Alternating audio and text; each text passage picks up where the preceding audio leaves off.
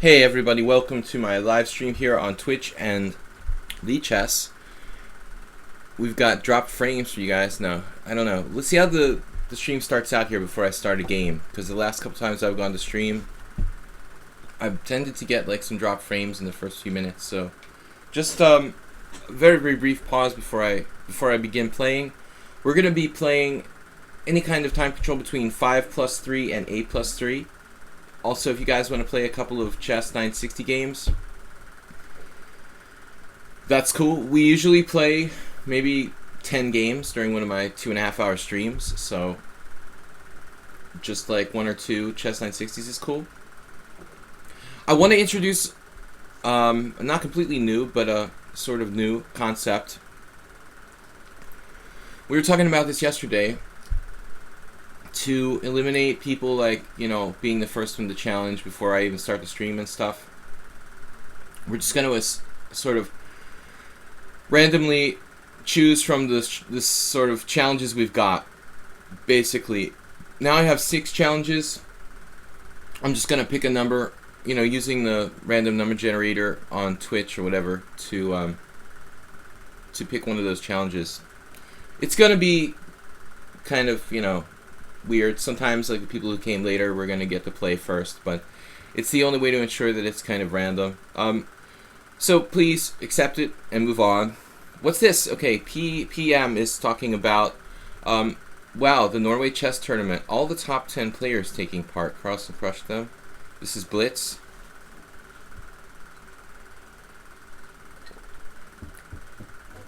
Interesting. So Carlsen took ahead of everybody in Blitz. He's not a specialist, but he's probably just as strong as as he is in normal chess and Blitz. Which kind of makes sense. I mean, I would call Nakamura actually a Blitz specialist because he specialized so much at Blitz. Whereas Carlsen is just fast naturally.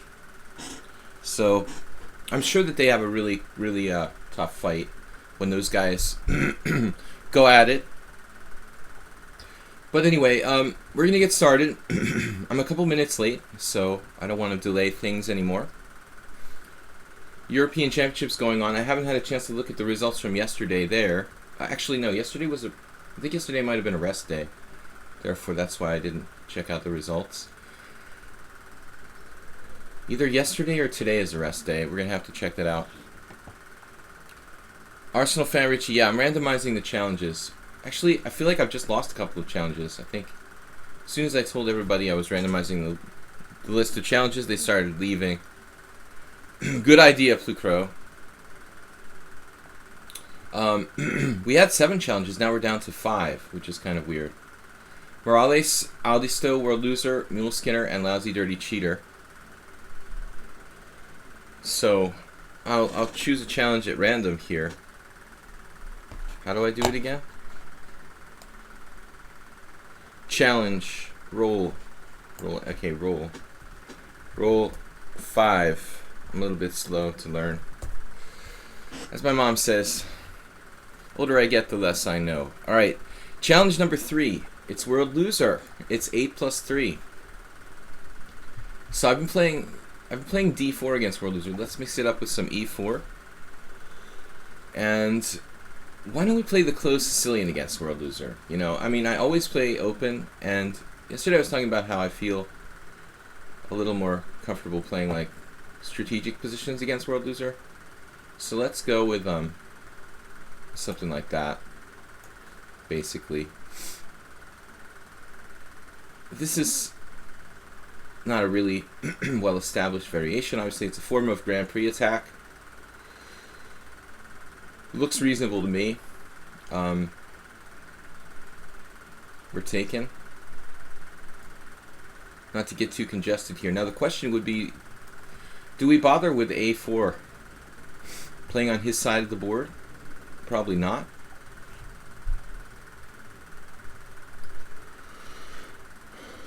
Actually, Mule Skinner would be proud. We're playing the rough start. We're playing the Grand Prix attack with white. I have been known to play the Grand Prix attack. Not very often, but usually I like to play in recent years, or more recent times. I played e4, c5, knight c3, and knight c6, bishop b5 a little bit. A handful of games with kind of mixed results. World Loser played g6, which actually looks a little strange. I could play d4 here. Speaking of the rat. Anyway, welcome everybody. Arsenal fan Richie said, I can't do random picks today. Oh, you mean, right, because you got your flat inspection. Alright. That's like a safety inspection that's mandatory in the UK, I'm gonna guess.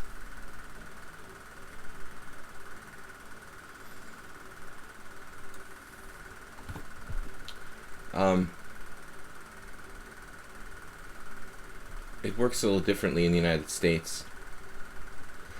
Here in Hungary, we just have like people that come out and inspect the chimney or whatever.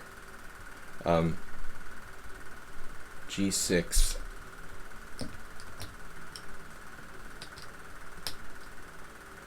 I think we're gonna pass on trying to do anything like open the center. I'm gonna try to play fundamentally. Not playing on black's strong side, the queen side, you know. I could also open the center there. Whew, man, I've got e5 here. Whew, man. Not related to... I don't know what I was going to say. Kind of funky move order by black. I mean, he's really tempting me into e5, but that would leave me with a bad bishop. I could definitely sack a pawn with f5, but it seems a little early for that.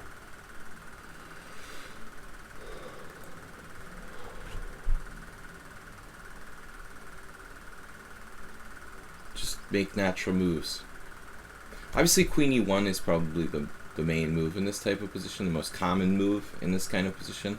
I can play e5, but then black closes it up with d5, and the game changes character tremendously. I mean, I don't really like that that happening here. I don't think that's necessarily great for white. Am I going to have problems with my f2 pawn if I play queen e1? There's another question. f5 sacking a pawn looks interesting. Let's go with it.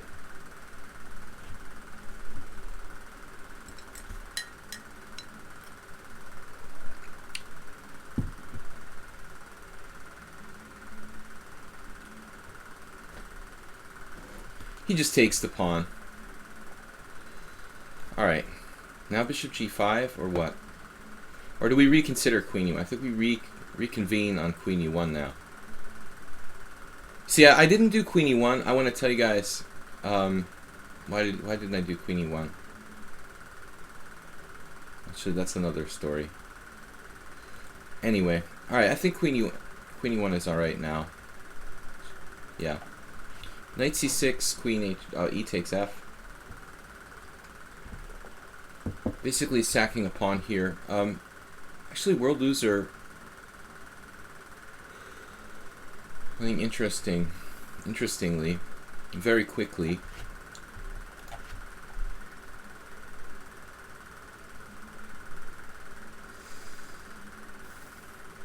What's wrong with, say, bishop g5? What's up, Spinal Tap Chess, man? I saw you were online. World Losers, you did not saw video from me. I did see video from you. But it's not the same position. It's not exactly the same position. I did watch your video, but it's slightly different. Dude, I'm not playing with my bishop on c4. I mean, it's a little bit different. Not all two positions are the same. I've got strong knights here. They're not bad, anyway. I mean, can you teach me how to play the filthy French? Me? I thought you played the Caro-Kann, right? The French. Dude, the last time I played the French, I lost to Hikaru. I haven't played it since 2003. I haven't played the French defense in 13, 14 years. What can I say? I beat Volokitin's dad with the French. It's not a very big accomplishment. The guy's like a professional wrestler or something. I don't know. Don't ask me about the French Spinal Tap chess. I did toy around with the idea of playing it. I think I played it against John Paul Wallace once in an online banter game and lost. A winnower or something. Arsenal fan says, what? Mule Skinner, anyone noticed many cheaters lately? Well, if you've been on chess.com, that is. I don't know. I think Mule Skinner is just, maybe there's more players, there's more cheaters, wherever you're playing. I haven't, noticed more here on lichess lately. You get the occasional cheater. You know, against me, they're going to be more likely to cheat because I have this high rating that's like tempting to take out, you know, a lot of points. So I was actually thinking about that today. It's more likely when I play, I'll get cheaters than the average player. They're just like really motivated to get my rating points. No, Mule Skinner, I don't think there's an upsurge. I think it's probably just your good luck. Well, World Loser, I did see your video about, World Loser sent me a link to a video about beating the Grand Prix attack, but in his video it was like a slightly different position where the bishop goes to c4, you know. So I think he might be like close to trouble here. It looks pretty nasty. I'm just taking on f5 and then taking on g6. Knights with outposts. Nothing fancy now. I just have to take on g6, but it looks pretty good.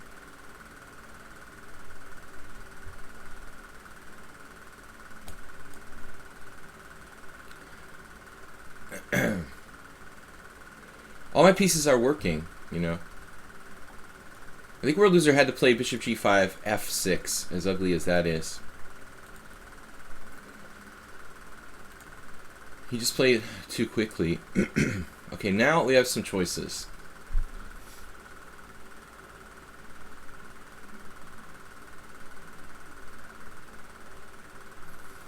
Yes, I'm looking at sacrificing my queen, but it doesn't seem to work, unfortunately. It's close.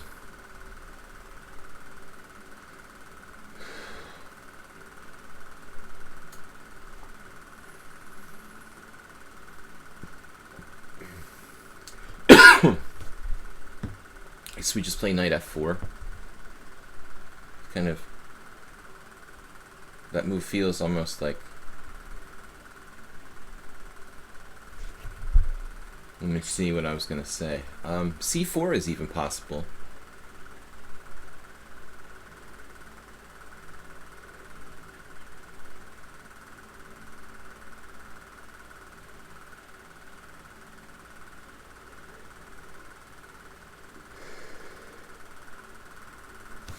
Not that easy to finish him off here. Let's see, knight f4.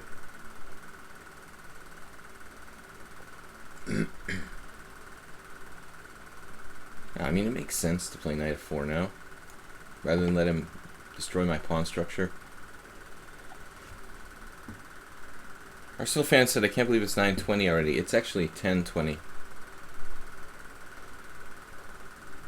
Kowalski X says, at lower levels, I can't speak.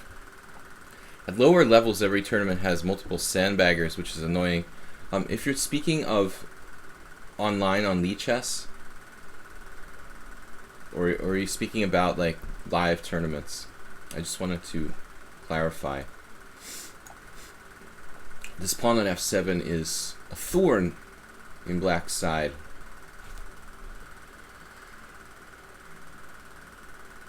His king safety has been shattered. Now we have knight g6 check. just winning the exchange here. I'm winning his queen. All right, not a good day for World Loser. He's playing too fast. All right, caught him playing too fast, and he's got to slow down, and he's going to learn his lesson. I mean, the opening, the opening was fine. You know, it well, like he said, his system is good. Only one game here, 2600s no less. Played last year. I mean, you know, I know what I'm doing. Amanatov against Artemiev. Somehow we left book, but I could have played d4 or something. I thought this was really the gutsy way to play the position, and we don't block our bishop. You know, that's the proper way to play the Grand Prix attack. You don't want to play like... I could play e5, you know, and the whole position gets like brutally locked with d5. You know, that's okay. But then I have a bad bishop, so...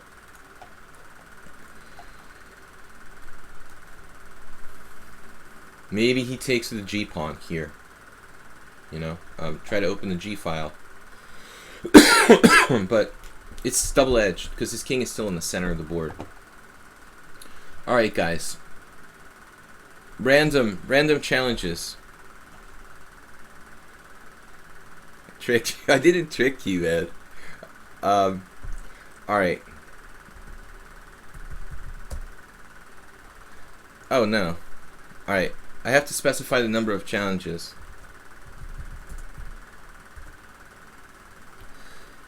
Alright, challenge number 3. Is that working correctly, Flucro?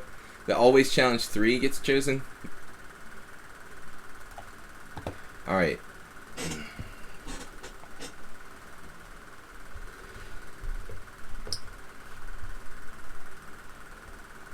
We got lucky. I should have analyzed a little bit further there. Maybe after this game. Mule Skinner plays the Benko Gambit. I'm trying to get ready for my tournament next week, so actually this weekend. Sunday I start. I'm ranked 9th out of 10 players, but I lost 9 rating points in Zalakaros, so now I'm down to 2371, which is kind of embarrassing because I wanted to go up rather than down. But it's not that bad. So anyway, I'm still like ranked 9th. That's a strong tournament. There's like one guy who's maybe I'm ranked 8th or 9th. I don't know. I should be ranked 8th actually. Maybe I'm 8th out of 10. There was one guy who's like 2200. I don't know why he's playing in a GM tournament. And then a Chinese guy who played in Zalakaros was this. He was the guy who was accused of taking back a move or whatever, Li Bo. Knight BD7.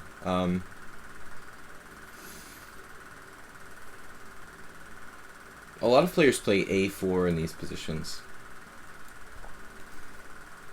It depends on what black does, I think. Have I played Ginger GM? I played Ginger GM when he was a little kid. On the pier at Hastings, drinking a pint of beer, probably.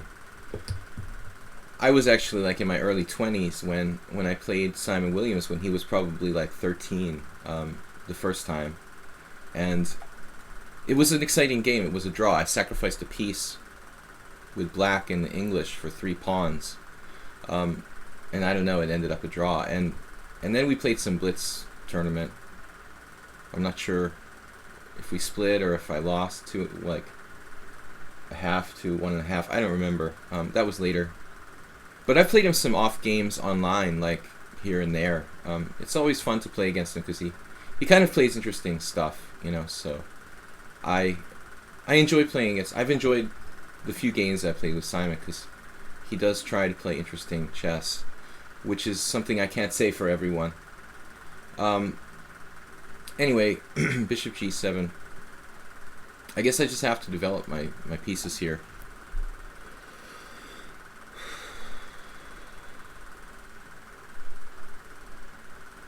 I think I might have played like Simon and Luke McShane in the same tournament when they were little kids. Although Simon's a few years older than... I think Simon's like 2 years older than... 2 or 3 years older than Luke McShane, I'm not sure. But anyway. Castles, he's delaying this capture on b6, which is something they do. Probably a good move order.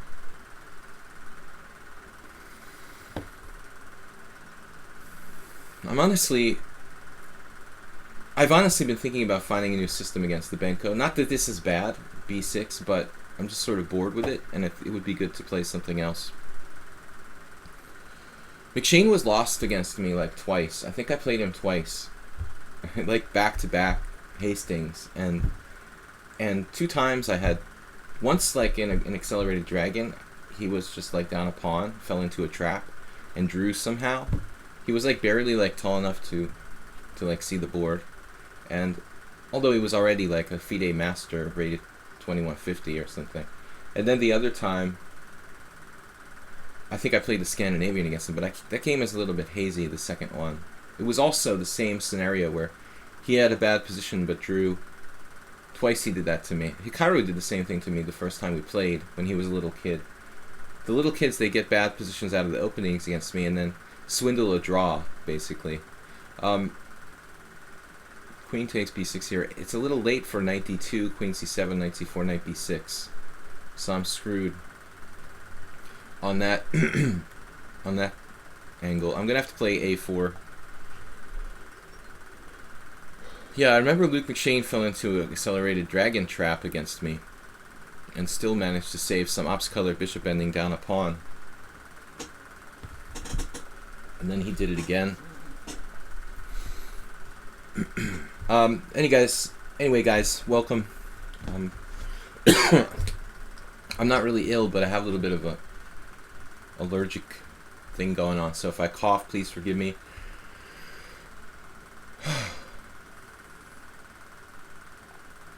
I'm going to be leaving on Saturday or Sunday to play at Lake Balaton, and so we're going to be streaming the next 3 days.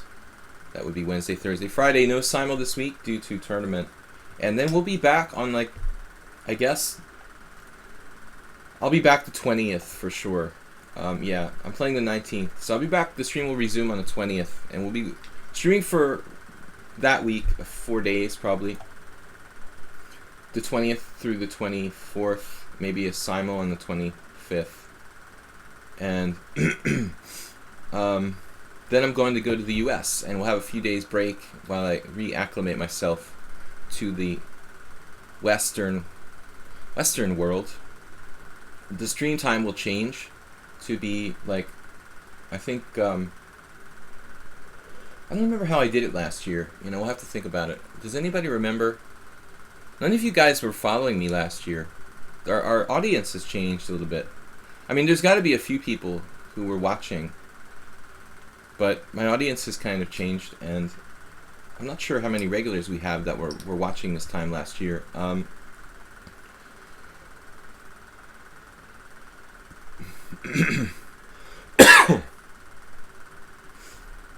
just trying to remember if I did it in the afternoon or early evening every time.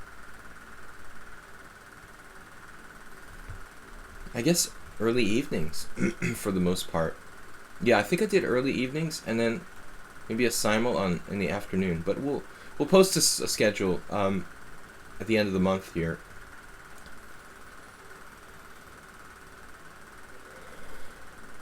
I don't know why I'm going to play h3. That would just a getting distracted reactionary move.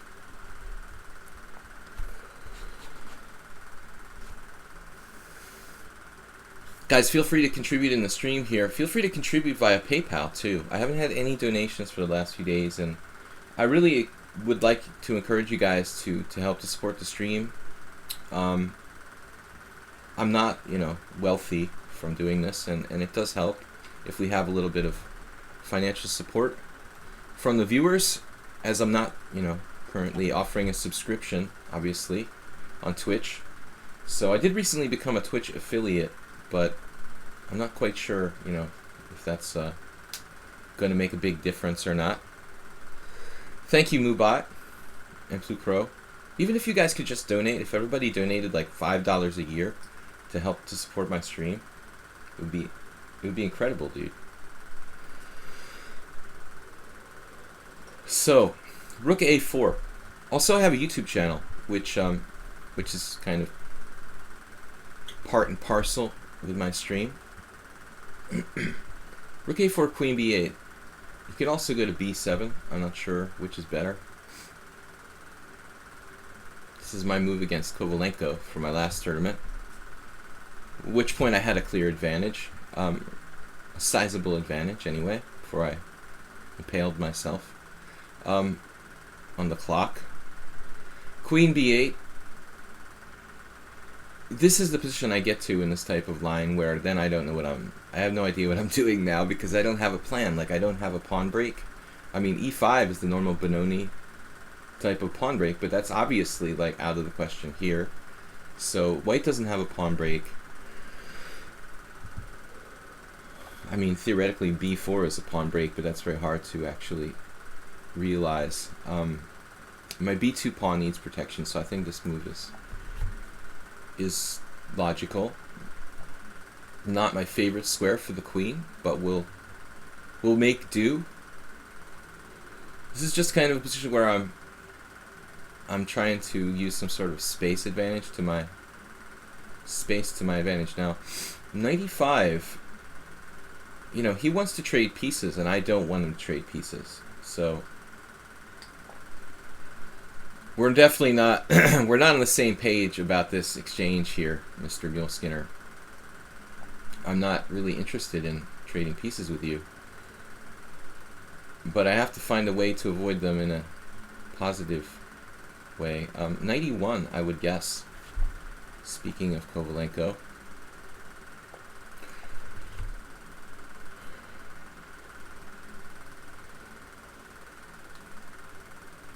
For a cup of coffee, it's worth it. Especially seeing me lose my cool and time pressure. Sunday is playing 25 players. I sometimes get kind of stressed when everybody's flagging me at the same time. That's worth price of admission. He's just sort of dancing around with his knights here. My knight is not great on e1, but I'd like to organize f4, e5, but I'm not that well developed to set that up. What is the plan now? Develop my pieces. How about that? Maybe he's going to develop his pieces with bishop d7 too, which is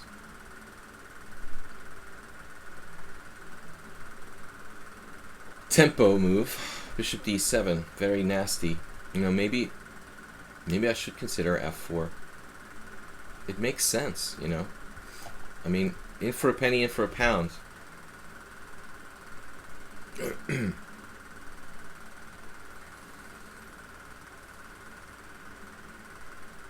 f5.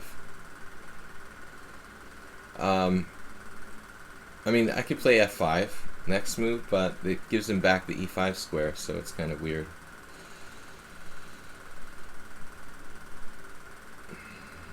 It makes sense to play knight e1 then f4. Looks like a 4 pawns attack. If you guys have watched the stream in the last months, I've been really playing a very tight kind of super safe strategic sort of style.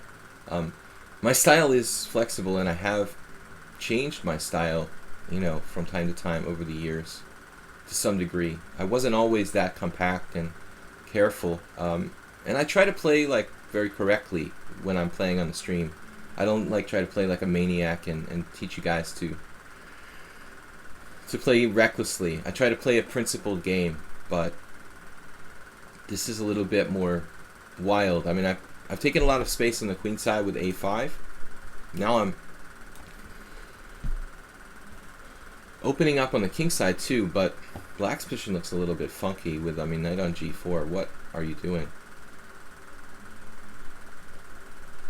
I'm in love with that knight on h6. I mean, h3 is another pawn weakness, admittedly, but still, make the knight go to h6. That's got to be a good thing for me.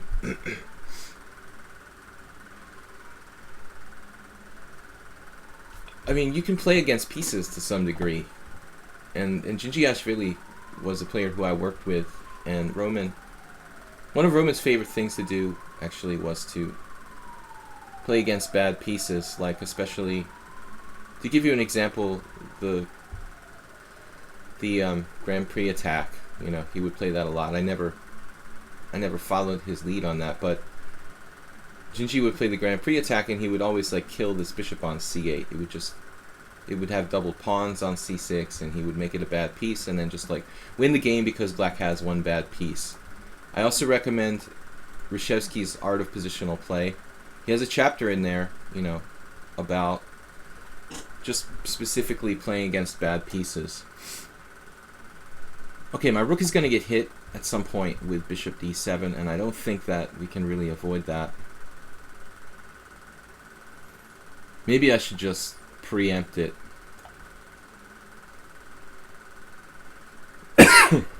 Not really sure if rook a4 to a3 is the best move, but it's the most active square, and this is a weird position. In short, I mean, the knight is on h6. I have some weird features in my position too. A lot of pawn moves, a lot of weaknesses, but all the pieces are on the board, and I have more space, so that should be favorable.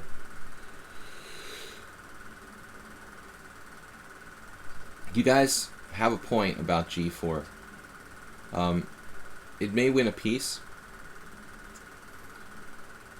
Okay, I figure he's going to sacrifice a piece there. But you're probably right.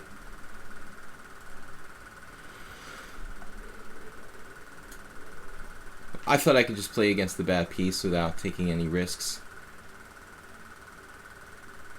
He has some counterplay with knight takes g4, bishop d4 check type of stuff. Although his queen's not on a good square, like coming to h4 or something. So, yeah, I mean, objectively, g4 probably was good. It may still be good.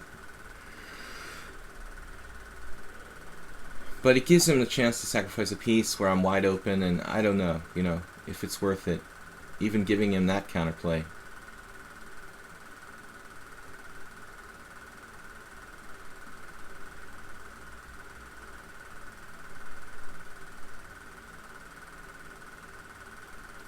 g4, let's say knight takes, pawn takes, knight takes. He's got 2 pawns for a piece, so my king is open. But it's a mess, basically. I was sort of trying to find a lower risk continuation.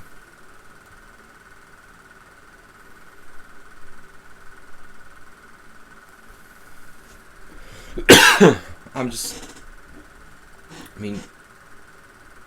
grabbing space here. So opening up my bishop on c1.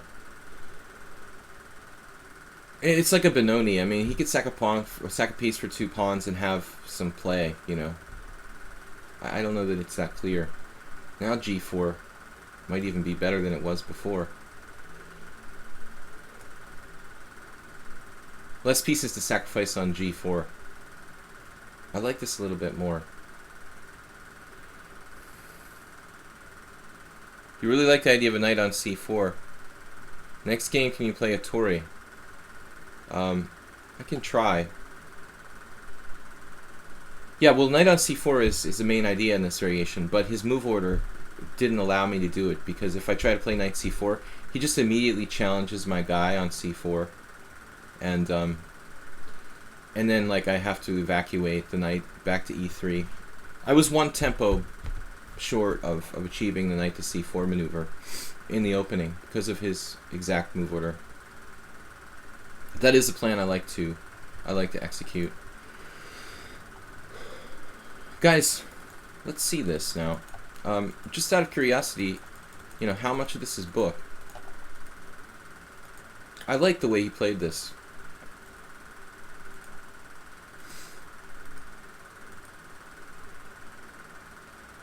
The majority of players play knight to d2 here, but I don't understand. If I play knight to d2, black plays queen c7. Oh, then I have to play a4. Okay. Knight c4 is no good because of knight b6. this is nothing for white. I got this in a simul game once. So I have to go a4 there. Try to play a5 and knight c4. Alright, let me see if this what I did is considered okay too. Yeah, apparently a4 is the second most common move. Knight g4 is a novelty. Then we just... Yeah, I don't think queen b4 is necessarily a useful move. But there's no games from this position. Actually, that's best move, knight e1. According to the computer engine. See, I've been around the block a few times. Now f4 was best move. I would think that black would go back to d7 here. Suck it up. But he goes super weird. And so I could play g4 right away. Yeah, this is what you're talking about. The rook a3 is the second best move. How sick is that? I mean, I played knight e1, best move, f4, best move. And I played the second best move. I didn't have the guts to play g4. But it looks like he's gonna... I think he should sack a piece here. Yeah, like straight up. Pawn takes, like knight takes. And yes, it's not sound for black, but he has some practical chances, and I'm not gonna checkmate him anytime soon. But it may be just winning her. All right, guys. All right, roll.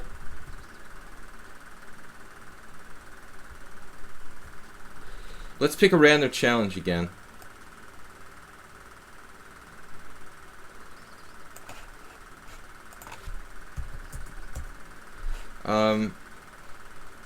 I'm picking the challenges at random, guys, so don't be angry if your challenge doesn't get accepted at the time. We got 6 challenges. Challenge number 5. Alright. I think it's rigged. Our moderator's challenge gets accepted. That's awfully odd, isn't it, Prix? Until then, it was always challenge number 3. When Prix's in the mix, it suddenly becomes challenge number 5. I think he actually fixed the thing. Alright, he did set up the random number generator, so it is kind of weird. That would happen.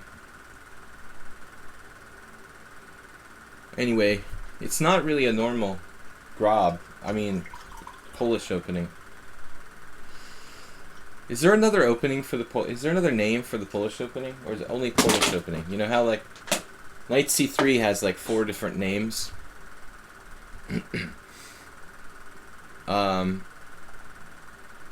We could do symmetrical b4, b5. I mean, b5, okay, it weakens a lot of squares. I'll just play my knight to f6. Dude, how do I have like a comment here from Invisible Person? How much do you charge for lessons? What made you decide to do random challenges? It was actually a discussion yesterday about the fact that people are showing up before the stream to challenge, and the later arrivals never get to play. We'll never... Sokolsky, okay, thank you. Or orangutan, thank you. Yeah, both. Orangutan. Wow,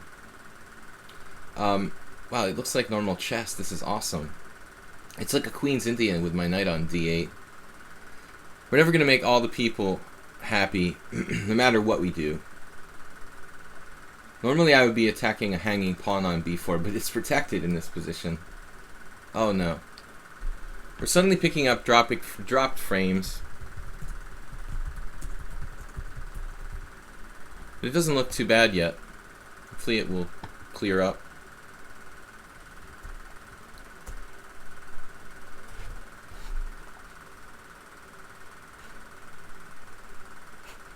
You guys let me know if the stream is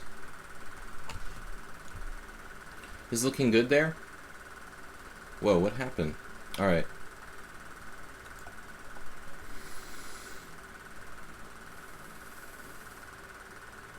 I just have to keep remembering that this is not a normal Queen's Indian.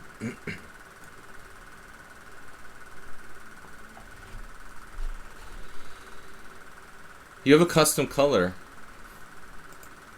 Oh, okay, I see you. Alright. Thank you.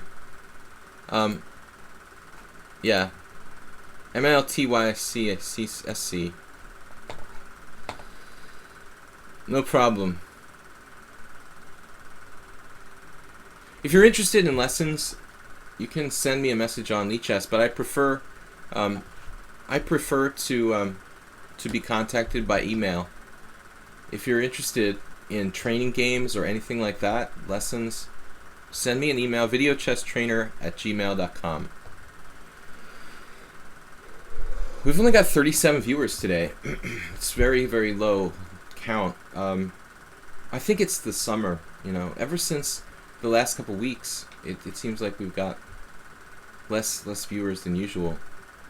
It's really, really hot here. I don't know how it is where you guys are, but here we're Northern Hemisphere, of course, in Hungary, and it's the weather is just like crazy hot.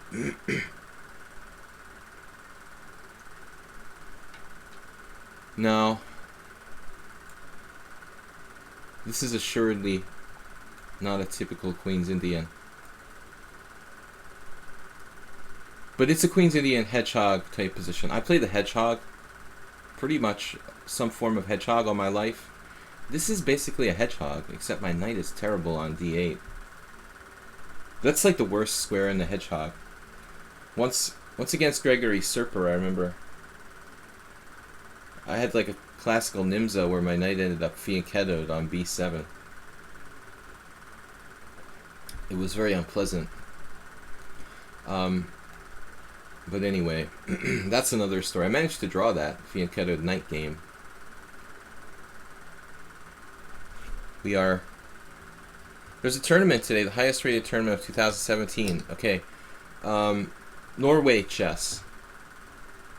I actually was out of the loop because I just didn't check out the list of players in advance, and I didn't realize it was going to be so elite, so I didn't really talk about this at all. I'm also really interested in the European Championship, which is going on, because I know a lot of the players in that, which is a very strong, like, open tournament going on in Minsk, Belarus, and I was following that. I don't have time to really keep track of everything, obviously, but super tournaments are not that, you know, easy to come by. So the Norway chess is, speaking of hot, right? That's a good place. It's a good time to go to Norway. A while back, they were organizing a tournament in Tromsø, in far north Norway, which I never had the fortune to play in myself. I don't know if that's still even taking place. Serious knight issues for black here. You know, he resolved his bad piece right away, pretty quickly. I like b5. You're keeping me off of c6. That's a smart move.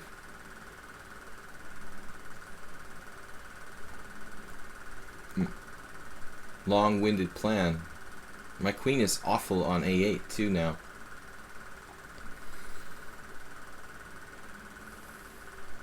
Obviously I play a6, but I don't feel that's a good thing necessarily.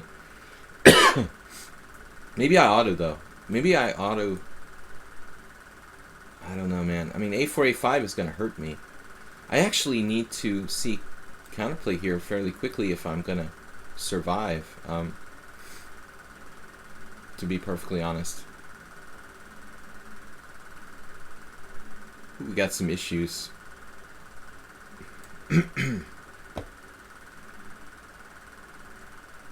Maybe I should play like bishop c8 and e5. Looks awful. Okay. We're going to reorganize this hedgehog. Wouldn't be bad to play for f5 if I get the chance. You know top players personally? The only player I know is Luke Volati. He's a guy who's too young for me to really have known because I haven't Lived in the U.S. regularly since 2004. Yeah, man. I mean, I've been playing chess for 30 years, so I'm I'm old school, relatively old school. So,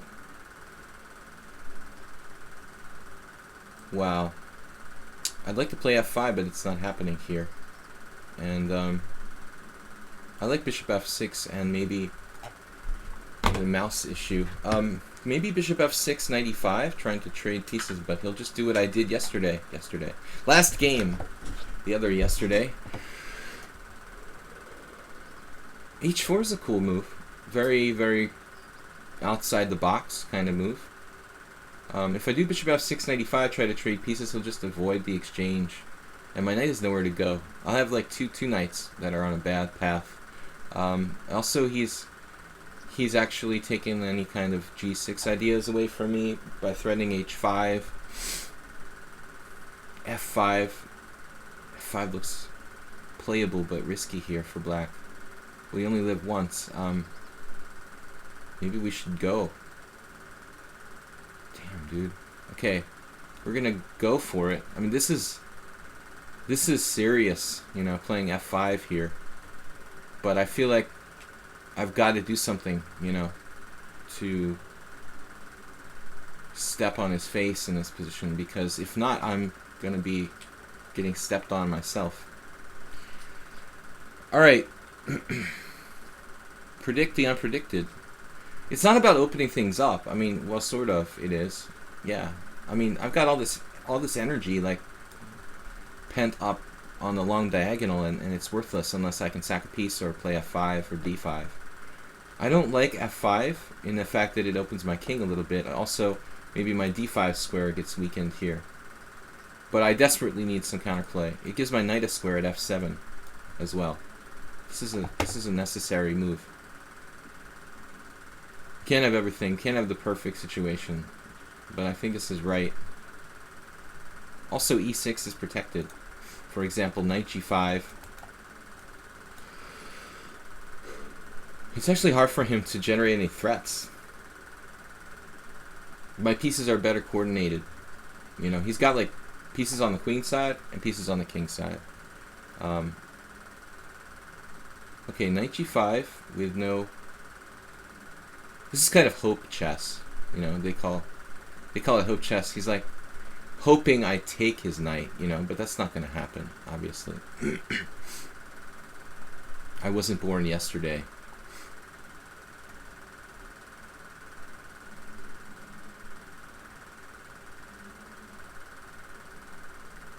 Bishop f6 is nice, but if I play h6,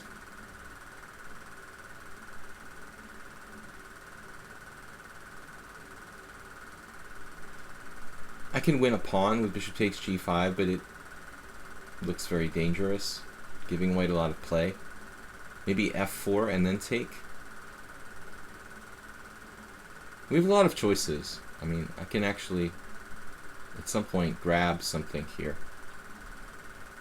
Alright, let's... You weren't hoping anything, you're just vacating. Well, that too. I mean, I know. Yeah, don't hope. I'm not going to cooperate with you. f4, bishop d4. We try to win a pawn. I'm an a-materialist. A-materialistic.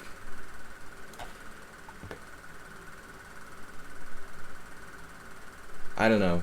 This is probably a bad idea, but I'm gonna keep it closed.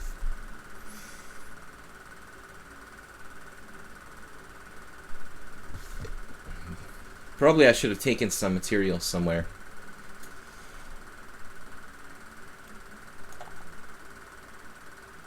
Now we've got this ridiculous closed situation. But I think now I can try to play on the A file.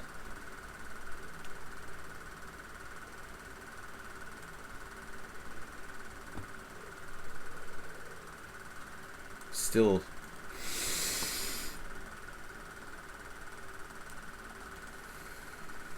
Still not that sure about it. Wow, he's going to give me this outpost square? Which one? A great outpost for my knight on c5, but that in itself is not enough to win the game. Castling queenside, sacrificing a piece.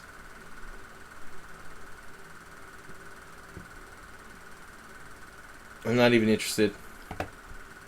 I don't want your knight.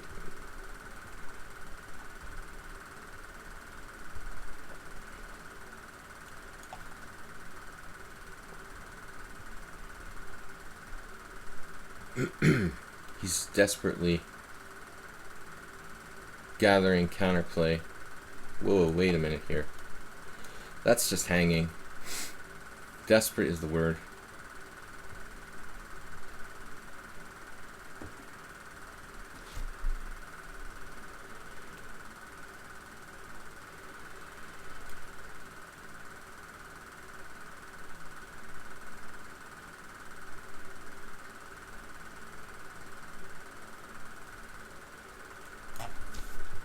It's a race.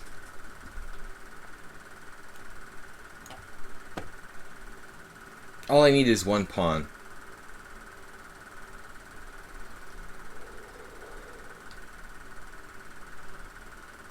All right. That actually. All right. We've got stuff.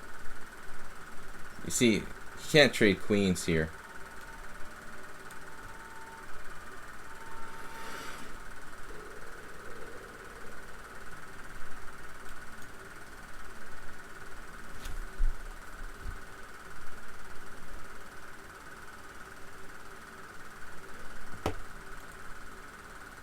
I don't know. I mean, I just try to play practically. I probably could have just taken the piece on g5 before.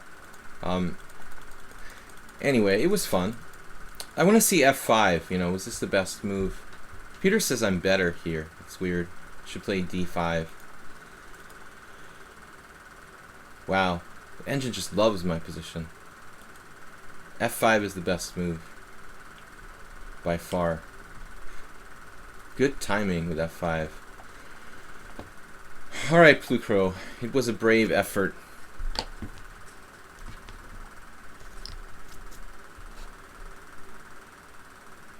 Trix only said, what?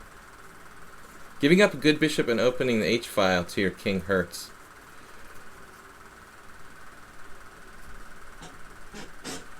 Good bishop. Right. Yeah, no, I don't want that. I don't want to take material. I'm very, you know, generous, and I don't like to take things. I like to give them away, you know. So I always try to give material rather than take material. It's my philosophy. Good to see you. Tricks only. It's a fan. Oh, the sound is a fan. You guys are talking about the sound? It's really hot here. I don't know. What? Yeah, your streams are really like less players now. Yeah, it's weird. I didn't notice last year when I was doing this, but I guess I wasn't paying attention. I just accepted Morales' challenge. Whoops. We have a new policy in place where I'm playing random challenges, accepting random challenges, and I also, you know, so I was supposed to actually choose a challenge at random. I messed up. Took the first one on the list. Arsenal fan Richie asked me to play the Tory, which I don't play. It's not part of my repertoire, but I guess, you know, I can always use a little bit of suggestion. Try to play something different. You're in the old queue. The old queue. We are dropping frames too. So the Tory attack, which is something I've played the King's Indian a lot, so I like to play it as black. But very well then. I'm not really that big a fan of closed queen pawn games. I have appreciation for them though. My first opening was the Stonewall attack when I was like unrated through 1200.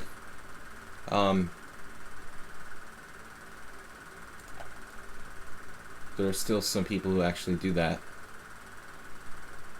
The only strong player I've ever met who plays the Stonewall attack is Jakob Norowitz. like a connoisseur of the stonewall attack. He's actually an international master. That's sort of insane. All right, now c5. This actually, I don't play with black, so I don't really know it for either side. Typically, I would play. Well, I've played this position with white with an extra tempo, actually quite a bit. So I'll just think about it that way. Think about it like a London system with the bishop on g5, I guess. Sorry, I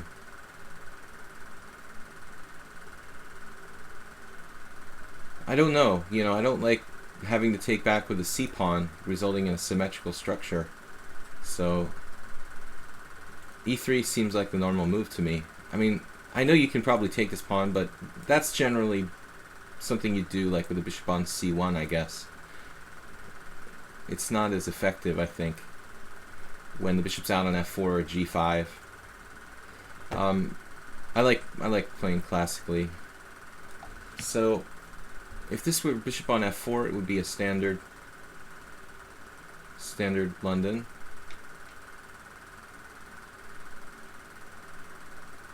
But it's got to be a perfectly normal position. You could play queen b6 instead of exchanging. I think this is probably pretty typical too. b6 looks fine. Once I play e3, you can go into a double fianchetto type of setup with b6.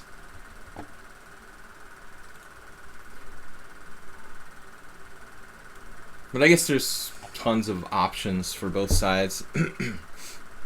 Stonewall and the Collie are the bane of coffeehouse players. Yeah, man. I mean, I remember when I first started playing, and I actually had books on both of those openings. I think they were really. I had an Andy Soltis book on the Stonewall attack and Ken Smith book on the Collie system. Pretty basic stuff. Okay, now it almost looks like a kind of Catalan against the Queen's Gambit or something. I don't like the structure when I'm white and the colors are reversed and I'm trying to win, because it's kind of fixed. I don't know where I'm supposed to put my bishop here, because if I put it on d3, then Spinal Tap will probably play bishop f5. Like it's an exchange Caro-Kann, right? Spinal Tap.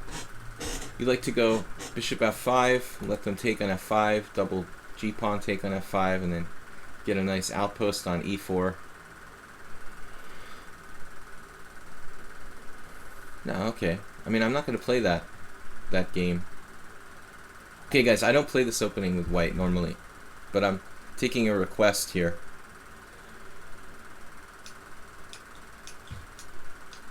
Arsenal fan Richie. I dislike playing black versus the English. There aren't any gambits against it. Not true. Not true. You can play the b4, wing gambit reversed. c4, e5, knight c3, knight f6, knight f3, b5. It's an extremely unsound and fun variation for black.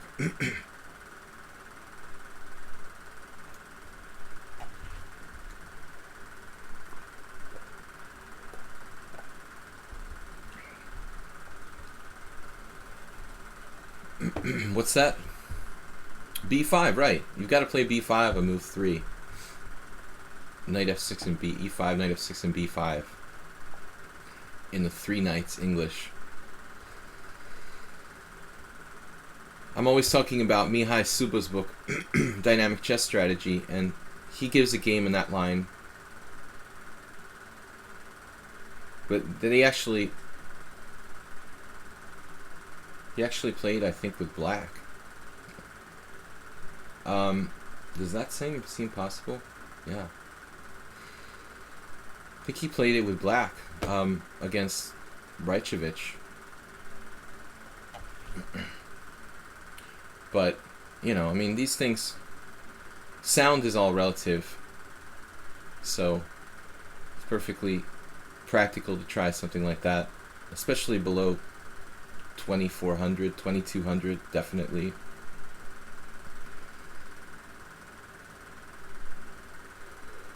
it's hard to generate an active defense system against like knight f3, c4 type openings. Of course, this is always an issue. I like the way that Morales is playing this. I think I could easily do the exact same. Here I don't know what to do. If I take with the knight, he can take with the pawn even. And it feels like I'm getting a little bit messed up, but bishop takes is more safe for black.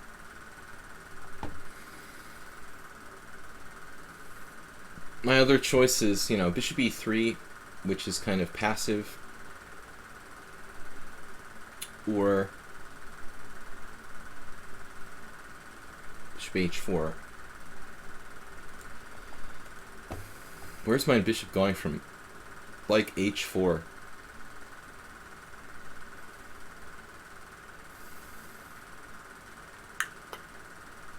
I don't know.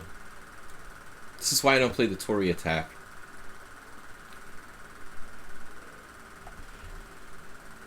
Look at Magnus, for example. Yawn. Yeah, exactly. Magnus is all about, okay, not always, but for the most part, he's all about like just practical chess. Playing fast, simple chess with good technique and winning. You know, it's not about playing brilliancies, it's not about playing beautiful chess, it's just about effective, you know. What's effective?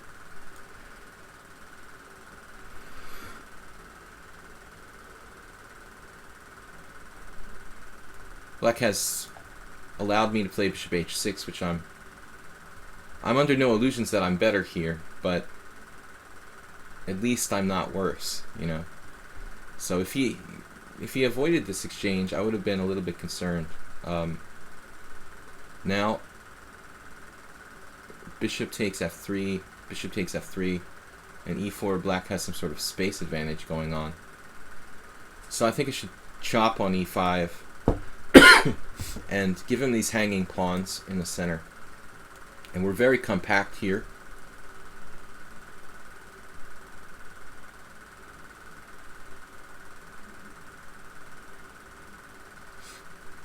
But there's a problem. It's always a problem. No, actually, okay, if queen b6, I have queen e3, which is fortunately seems to work tactically. But I'm not better here, unless he makes a mistake. Queen b6, queen e3.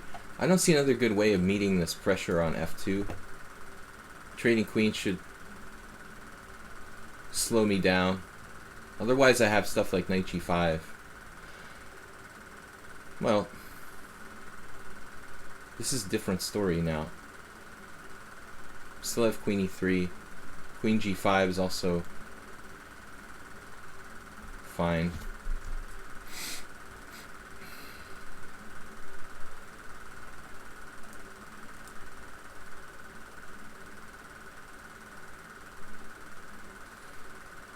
If he wants to keep the queens on, he has to play queen f7. And then I thought he's he's on a slightly less active square. This gets the pressure off of my position, but we're not. Are we better here? What's going on? I'm running out of time. That much I know for sure.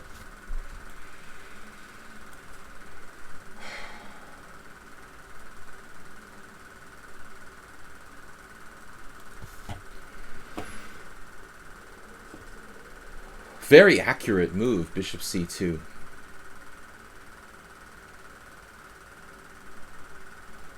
One has to admit. I'm trying to get some kind of Nimzovich-ian pressure on his center. It's like we've got a little bit of pressure on the center. It reminds me of the time that I played 1c3 against Prohashka. And just played simply, so he couldn't do anything. 1c3 is not a bad move, really. If you're willing to cede equality to your opponent. Morales also playing fast. I think I wasn't really mentally ready for 5+3. The reason I've been in time pressure in this game is primarily the fact that I've been playing like 7+3, 8+3 type games, and damn, just keeps improving his position. Now I look stupid.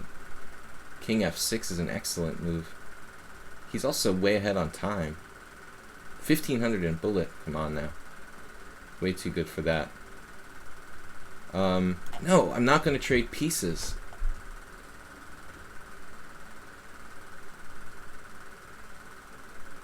How is he so fast? I'm so slow. Maybe F3?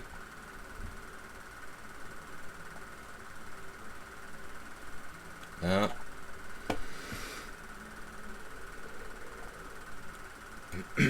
I've got to be prepared to blockade this guy. It could be hard to do. Or I have to blockade on E2.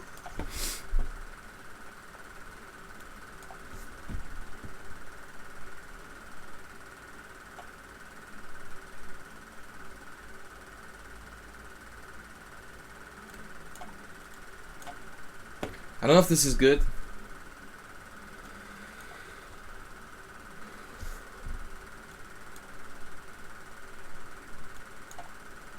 Man, he's just in the nick of time.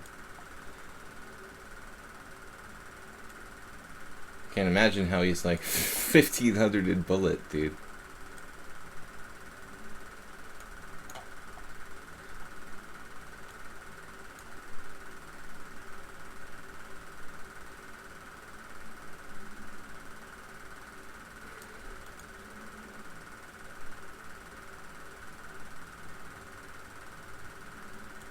Not a 1500 bullet player.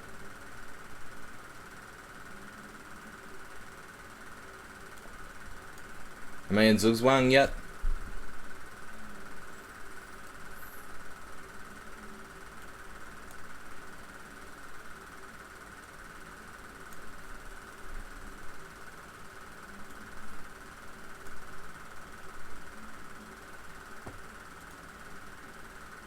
It's a pretty impressive game.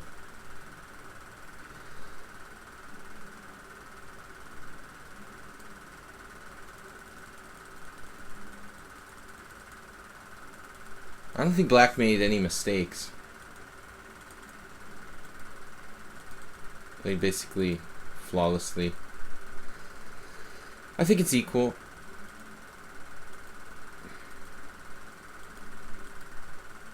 And nothing really going on. I mean, Bishop C2 is an excellent move. King F6 was an excellent move. I was never really better. Just like, damn, dude. You know, maybe Rook takes F6 wasn't necessary. I don't know. I could take with the pawn on F3. This is actually feels like a mistake, but I don't know what to do. Maybe Knight C2 here. But he can just play Rook E6. I mean, I don't think I can make progress here. He's played basically 10 center pawn loss, no inaccuracies, no mistakes, no blunders. In a 5+3, which is 9 center pawn loss. 5+3. That's, you know, in an 8+3, you know, more believable, but very nice game. 5+3. Alright, let's play, yeah, just refresh if you guys are having any problem with the stream. I'm taking random challenges. Challenge number 6. Sleepy Mario Spinal Tap. Spinal Tap's like one day that he comes and he actually like gets in the queue. And he thinks that it's relevant. You know, this is awesome. Here we are with a strong player that wants to play us. And maybe I'll hook you up, Spinal Tap, and arrange the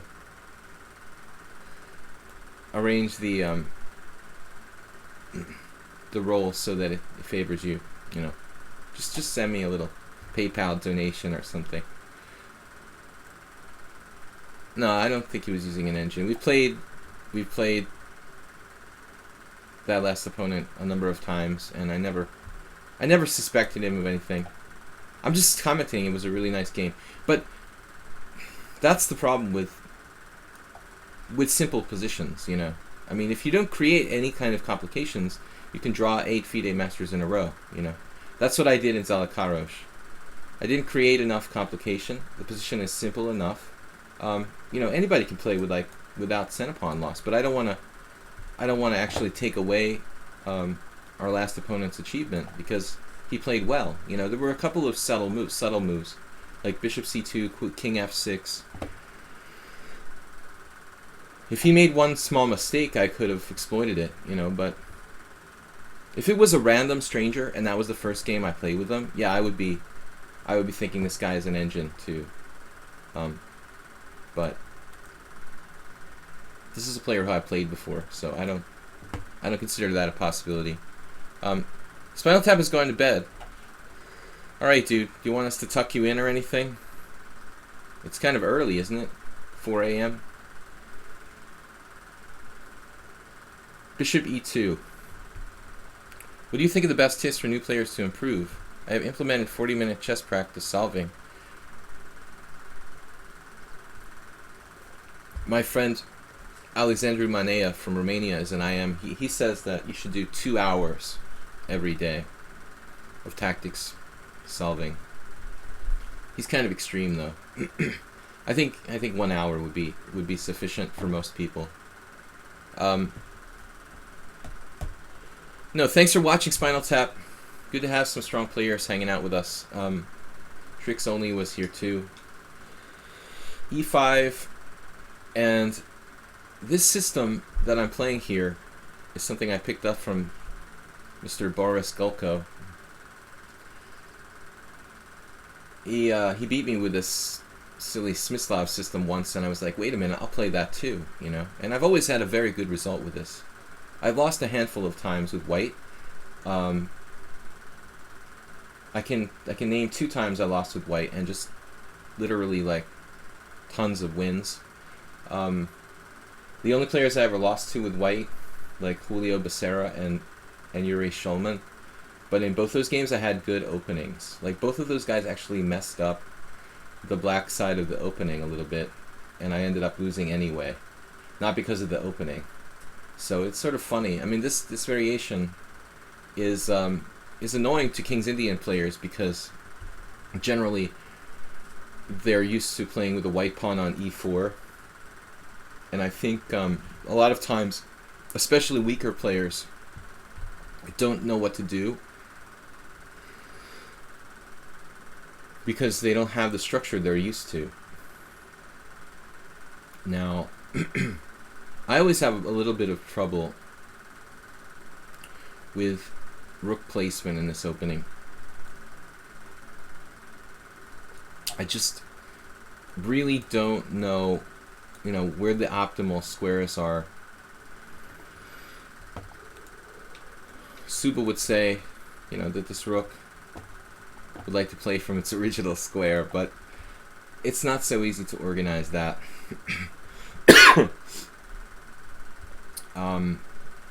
And the other rook could go to either B, C, or D1, depending on the situation. So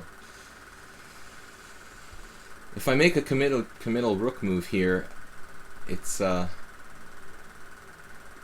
like to the other rook's detriment. Do you mind giving me a summary of your opening repertoire? Well, I play everything with white, but more often c4, d4, knight f3 than e4, and with black I play the Sicilian mostly, and sometimes other stuff like Caro-Kann, Alekhine's defense, modern defense, and occasionally e4, e5, and with black against d4 I play the Nimzo and the King's Indian. And I've also experimented with stuff like many other things. I played many different openings, experimentally. I was joking earlier today that I even played the French defense. The last time against Hikaru, that was 14 years ago. He made his final GM norm by beating me and Michael Moliar in the last 2 rounds of a tournament where I started really, really strong, +3. Thought I was going to make a GM norm, and then I just fell on my face, finished like -1 or something. I don't know what happened in that tournament. I did a very bad thing. Before the tournament started, I volunteered to play on my rest day against Daniel Friedman, which was like the turning point in the tournament. Losing on my rest day to Friedman when I was +3 just like devastated me. So we got to find excuses for everything. The 2 times I was close to a GM norm but didn't make it, we need to have excuses. Bishop G3. This is what I'm talking about by players not really knowing what to do against this system. But even GMs, like I played with Dimitri Agnos, who's a Greek grandmaster who lived in the UK. I don't know if he's still playing even. He did this sort of similar stuff. It looks like Black's really, really weakened his diagonal here, C2, F5. This square in particular is oftentimes a real problem for Black.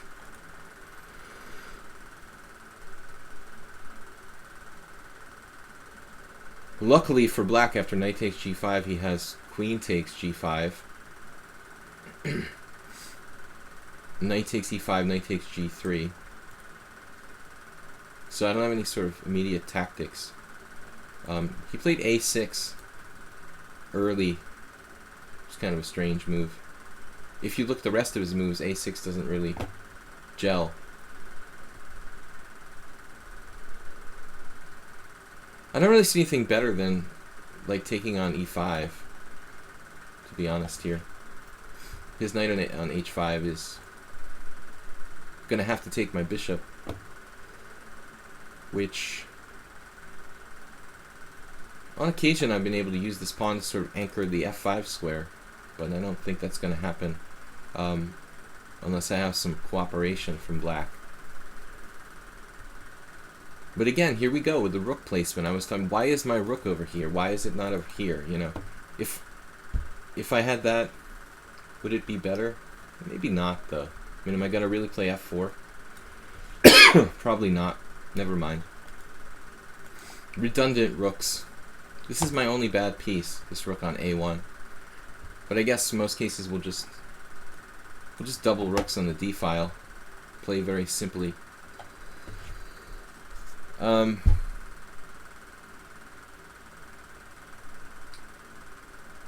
We got very few viewers today. What is going on? Where is everyone? Only 36. Is there another streamer? There must be someone else streaming now, because 36 is like the lowest number of viewers I can remember at this stage of the game. What do you think of the best tips for new players to improve? Right. So I didn't really answer the question. Yeah, I mean, I think that tactics are very important for beginners. I never do that. I never waste my time doing that on the stream. And this is something you really need to do on your own. I don't, give people tactics problems in lessons, and I think that's something you really just do as homework. Obviously, you need to study the opening, but I think as far as beginners go, a lot of people put too much emphasis on openings. It's actually not that important. Endgames, the problem is, like, to be honest, a lot of times with beginners, how often do you actually reach an equal endgame? You can go and study endgame books about, like, rook and pawn endgames, but which you should actually eventually, but I don't know that it's the first priority, because you just don't get that many equal endgames when you're an absolute beginner. Here, I guess we're winning with knight d5. Knight takes f3, bishop takes f3, queen takes b2, queen takes b2, rook takes b2, rook b1. And then I pick up the c7 pawn with a fork.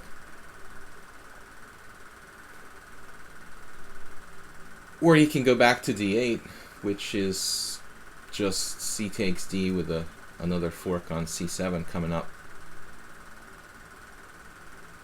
Got most chess spectators on Twitch. It's the summer. Yeah, the weird thing is, Pro, that I don't remember the viewership going down so much last summer.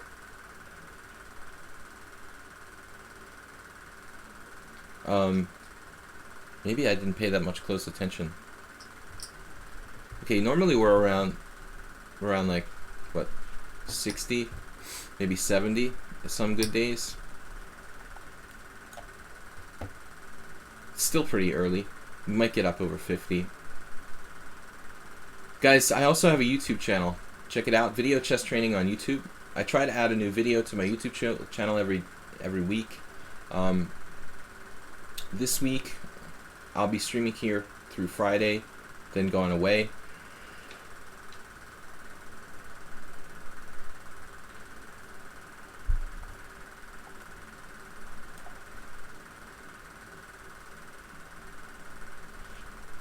So anyway, to finish my lecture about let me get back here to playing. About like what to recommend for beginners. I think strategy is very important. You got to start with good fundamentals. And I was just talking about a book that I recommend called The Art of Positional Play. It's a very good one. Another really good book is The Middle Game by Max Uwe. So tactics you can study on your own, and endgames down the line is something that you really have to study. But I think learning good strategic play is just fundamental. The hardest thing to do, and the thing that takes the most time and gradually needs to improve is like strategic understanding of chess. You know, it's the hardest thing to learn. All right, challenge is 7.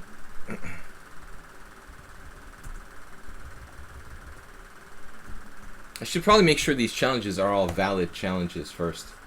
Casual, everybody, and time controls are cool. Okay, so this is our new system that we're just randomly selecting challenges to make it more fun. We got the last guy here, Grandmaster 322. I think that there's a benefit to this, Pro. You know, it kind of encourages people to watch, because there's this random element. Like maybe I'll just throw a challenge out there, and we'll throw in an accelerated dragon, because I've been playing mostly the black side of the classical Sicilian lately on the stream, and sometimes I like to play the accelerated dragon. At one point, this was my main defense in the Sicilian, but it has some limitations. Like particularly, the Marazzi is just really unpleasant for black to have to like try to win on the black side of the Marazzi. Not really a fun task.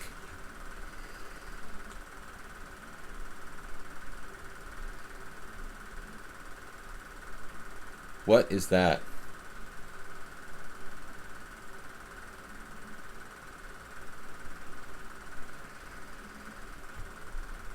Oh, it's I was talking about Luke McShane. Did he do this? No, Luke McShane did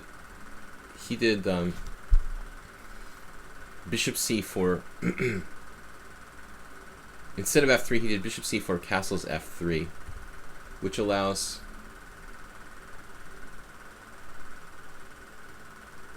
Is that right? Or did he do this?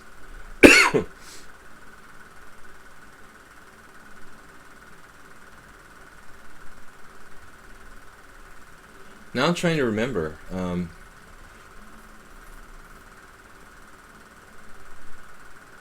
some reason these positions always perplex me. Queen b6 here. Knight f5, queen takes b2.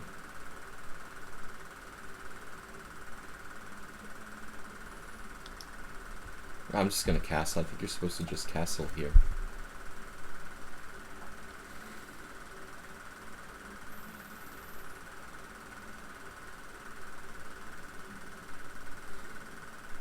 Now, instead of queen d2, McShane played bishop c4 against me, and then queen b6. That's the trap. This is a game we were talking about something a little earlier, but now you just got like a dragon, queen d2 dragon, where like I'm a tempo up.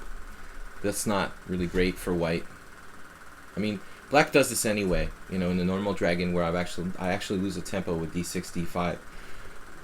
Here I'm just playing d5 in one move. It's just good, but it might be drawish. So if you really had to win with black for $1 million, I'm not sure if you would choose to play d5.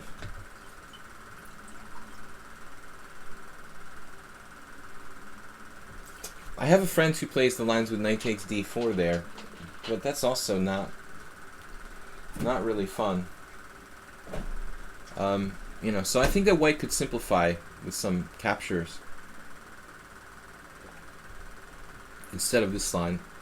Now, I mean, e5, knight takes c6, b takes c6, looks like a tempo up. One of those things. I played this position before, and I played d takes e. I'm pretty sure. Which should be fine. We had a game on the stream with that. But I'm just thinking at the last moment here. Is e5 good? Alright, I don't know. We don't know how strong this guy is. I mean, I never played him before. It's a fast game, 5+3. So I'm just gonna, you know, move a little quicker.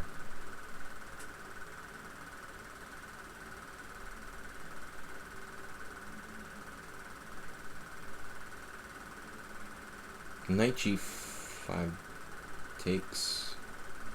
Knight g4.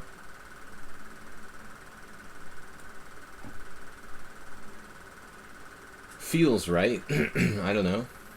I'm not really developing my pieces.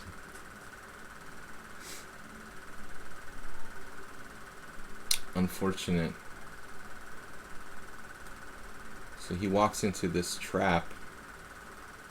However, you know, how much material can he get here? Takes, takes, takes. It's like 2 pieces for a queen or something. I mean, that shouldn't be enough.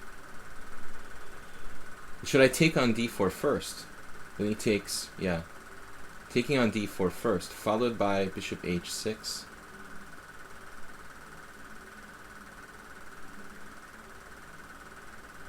If I take on d4, bishop takes d4, bishop h6. Bishop e3? Is that... Am I crazy? Bishop takes, pawn takes, knight takes. I'm up a piece, right? So there's probably 2 ways to skin this cat.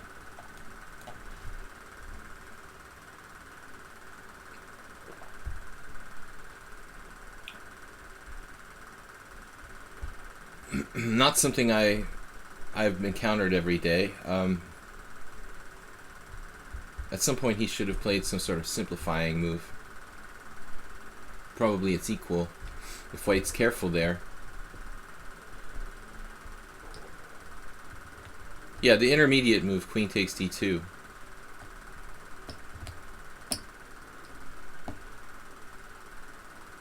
Blue Crow. Yeah, that's my game with Luke McShane. The f3, castles, bishop c4, queen b6. So, what did he do wrong here? I mean, okay, it's not good to allow this. But I still think that, like, he could actually trade, probably. You see, the score is overwhelmingly good for black. After knight takes c6, b takes c. What about e takes d? Like, e takes d, Knight takes d5. Knight takes d5. Queen takes d5. You know, this kind of line sometimes seems sort of irritating. I'm afraid for $1 million I might have trouble converting this position.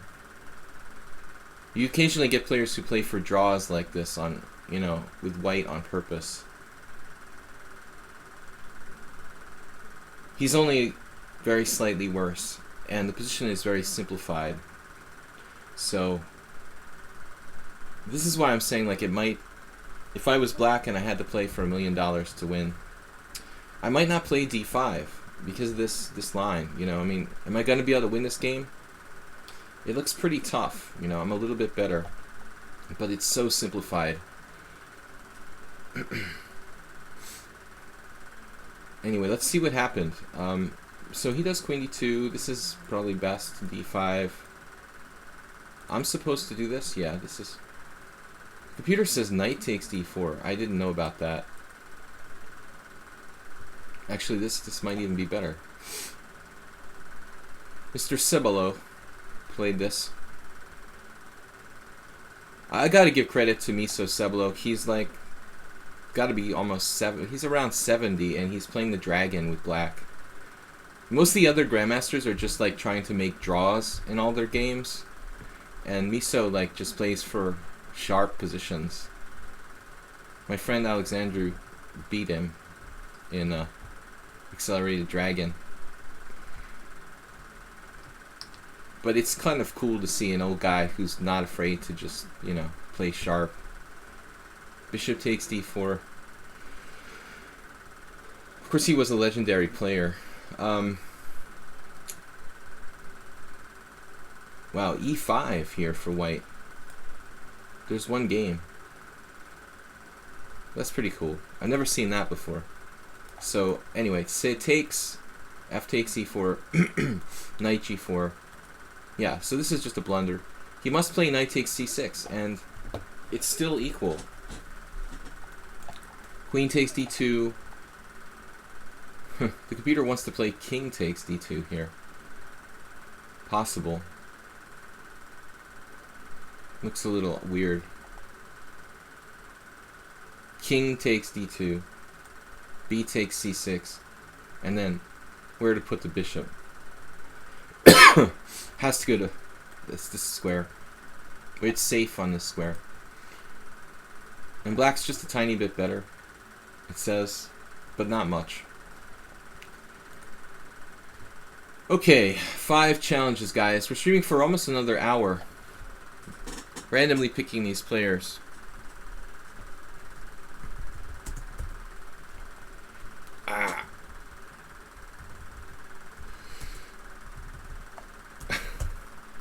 Why is this not working? Oh my god, there's no space. Challenge number 3. Miots. 8 plus 3. A little more time to think about the game here, guys. Please tell your friends about the stream. Check out my YouTube channel. We need more people watching. We've got a very low viewership today. I know it's hot. I'm sweating. It's more fun at the beach, basically. Okay, I mean, I think there are a number of factors with our low viewership. A lot of students are, like, having exams. Gambler Poker Loser is watching. For those of you that don't know, I was heavily playing poker in the last 7 years, and going back before that, but doing it, like, full-time. Basically, I didn't play serious chess between 2010 and 2016. Well, 2015. So I'm really into poker too, but I've kind of semi-retired myself from it because I do better when I focus on one thing. And right now, before I get any older, I want to try to do something with chess. I've wasted enough time, and if there's still a small percentage chance I could get to Grandmaster, get the title, it would be awesome. So maybe. It's not impossible, though my last tournament was a small setback. Alright, we're playing d6 here. I haven't had a symmetrical English in a while.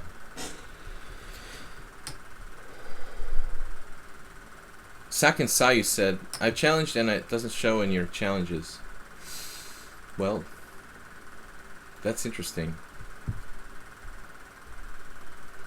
But it is not challenging us any longer. I don't know. It may be your connection. There it is, Sackett. He's back. Magnus Foya. Alright, so... Alright, we're gonna go with our old system here.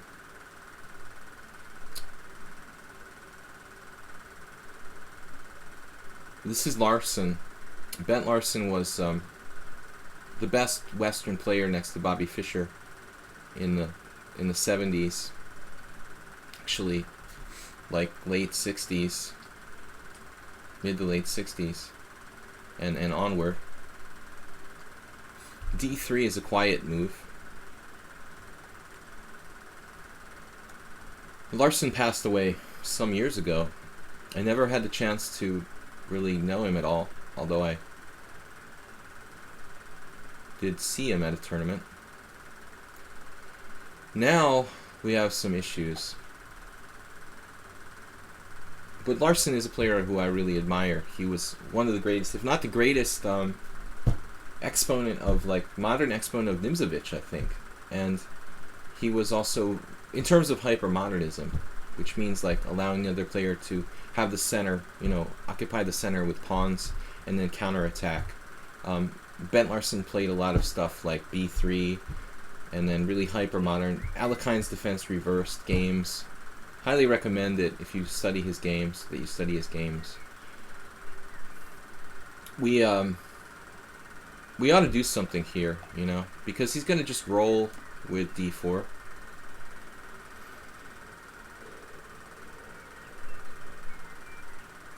If I play bishop b7, he plays d4, and I think he's got the upper hand. So, typically what we'll do is, like, take this guy, play it like a Gingy Indian. I've had mixed results. Some good, some bad. I lost a rapid game to a Hungarian player, Balint Vilmos, in a rapid tournament, which was very upsetting. He's like kind of a tactical guy, and I had him, I thought, in a strategic bind, but he had like one trick, and then my whole position fell apart. Kind of like this maybe this exact position. Like I had a better structure, and then in one moment I just missed this little trick, and the whole thing just collapsed like a house of cards. This is a very risky way for black to play. Could you help me get from mid 700s to 1800 rating? 1,000 points.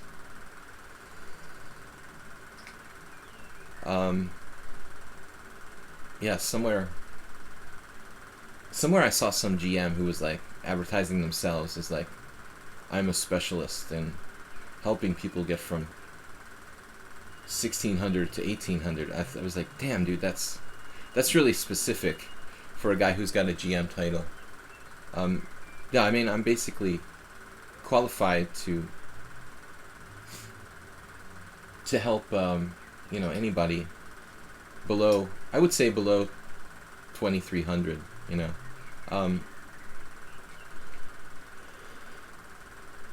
But I don't have a specialty rating level that I work with. I work with all levels of players.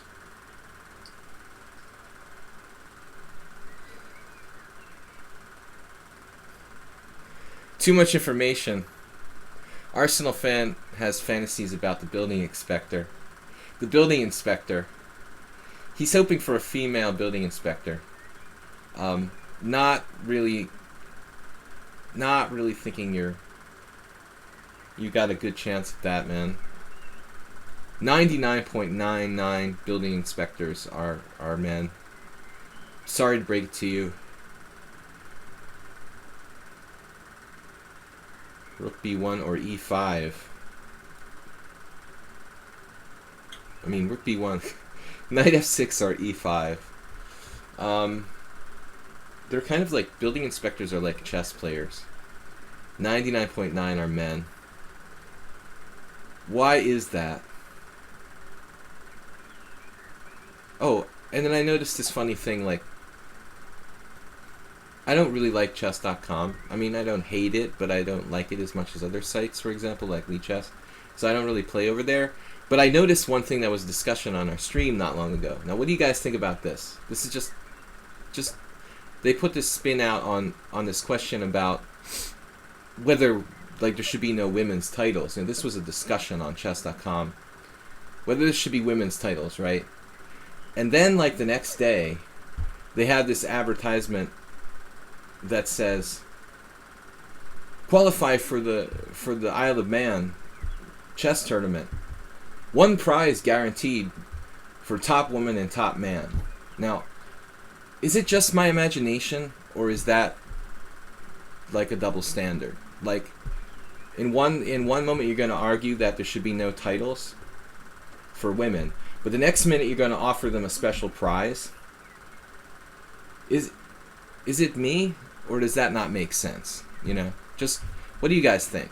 Is that weird? Because I thought this has got to be a joke or something. You know, that's just not politically correct. I mean, one minute we're like anti-women's titles. Now we give them special prizes. Right. Okay. Way to think it through.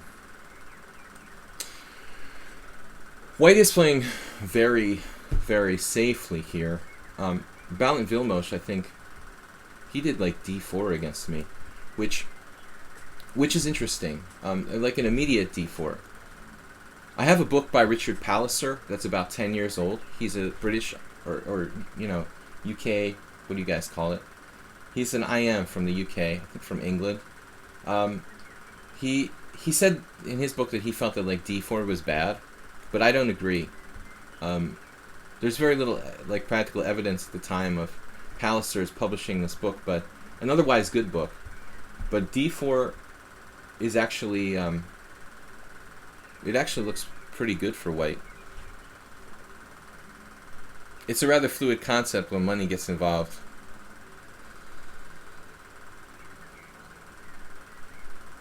No, but you agree, right? I mean, it doesn't make sense. If we're going to support no separate titles for women, then prizes are the same thing, you know? It's ridiculous. I think they just want to look politically correct. But I'm actually all in for supporting like getting more women involved in chess. They're just it's really ridiculous how few there are. I was having this discussion on the stream a little while ago, and somebody came out with this statistic. They were like, "Yeah, I think like 10% of players are women."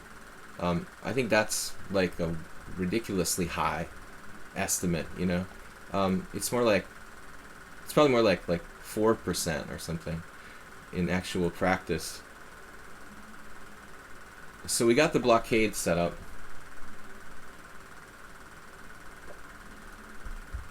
If we establish, just changing subjects totally here, now back to chess. Earlier in the stream I was talking about bad pieces and how one of my former mentors, Roman Gingiashvili, he liked to play the Grand Prix attack with white, and like the sole object of his, he's a very strategic player, very Nimzovician, by the way. Maybe a part influence on me, although you know he's just like I have like a million influences. This piece is like the Gingy, you know, dream strategic advantage. Okay, I blundered.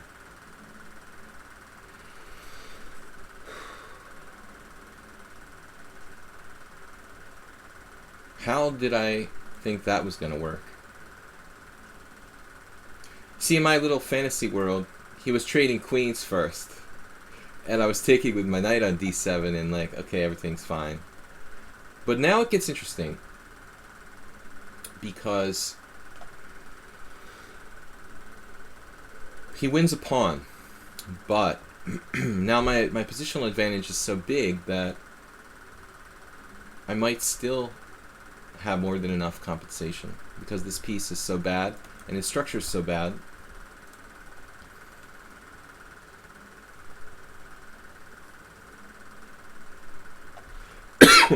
That bishop is so bad. I mean, I don't think I can be worse here, even if I drop this pawn. My spider senses would kind of let me down there. Check the move order. Knight takes e5, queen takes d7. Well, we have lots of options, really. The number one priority now is to make sure that that bishop on c1 remains inside the sarcophagus. So keep control of e4, basically, of the white squares.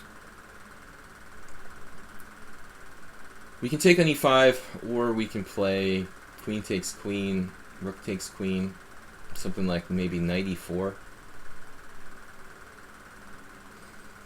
There was a line I liked, knight takes e5,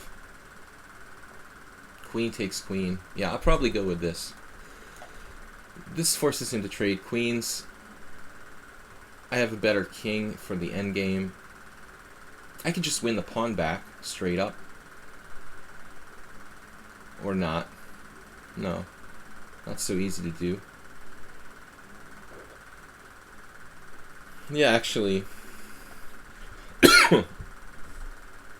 But I've got to be careful here that his bishops don't open up, you know. So maybe I shouldn't be in a hurry to win this pawn back. I think that black needs to focus on keeping him containment, rather than, you know, material gain in this position.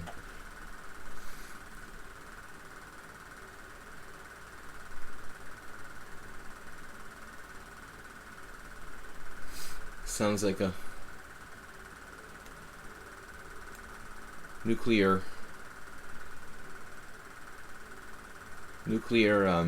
reaction or something. We're talking about containment. I could play knight e4 actually, which is kind of nasty. Wow, that's an insane move. Knight e4. But what is going on there?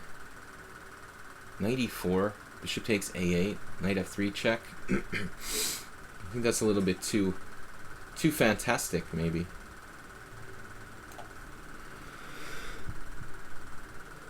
We have compensation for the pawn, but unfortunately, I'm not sure that I'm better. We've got to be careful that it doesn't get out of control. He has rook d1. Major tactical oversight. If you remove women's titles and prizes, then they'd be out of jobs. Well, I agree with you, you know. I mean, the ultra-politically correct don't agree, but I mean, I know a lot of women players, especially here in Hungary.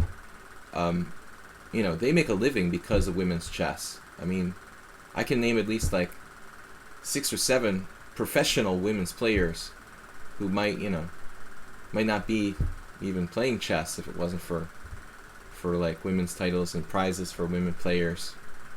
So they have a pretty good deal. I mean, it's not a bad thing. Unfortunately, he's got bishop e6 check now, so this, I don't know, this is a tough call. I guess king e7. King e6, bishop d5 check is just very unpleasant. But rook d1 was a good move. Now he plays this bishop d5 check, damn it. This bishop d5 check, damn it.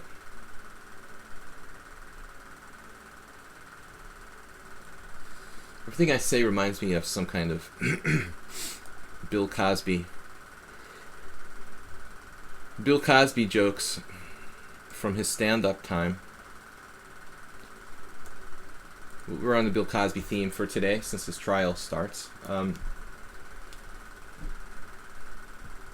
He wasn't that funny in his TV shows, but actually he was a really good stand-up comedian before that.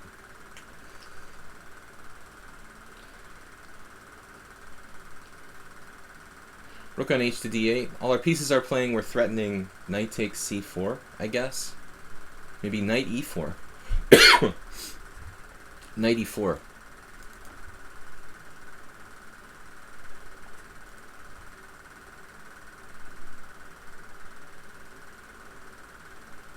So even a pawn down, we've got better king, better structure, enough to compensate for that bishop pair.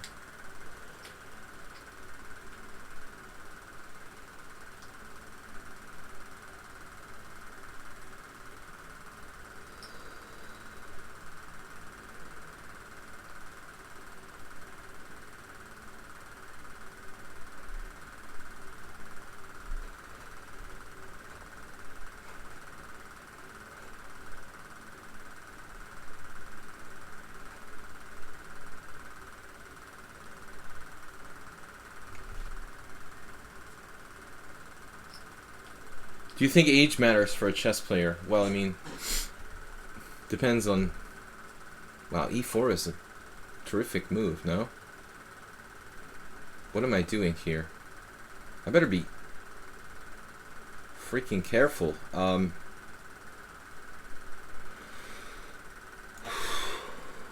Miotz.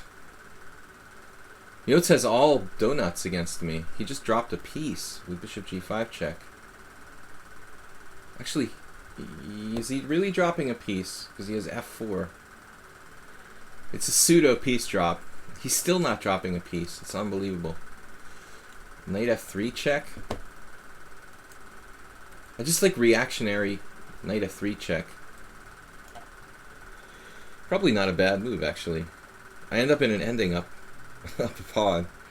Up 2 pawns. Okay, I'm just lucky he played bishop g5 check, because white was at least equal there. Now we're up a piece. Maybe he gets the exchange back. Or he's just down the exchange at the end of the day, basically.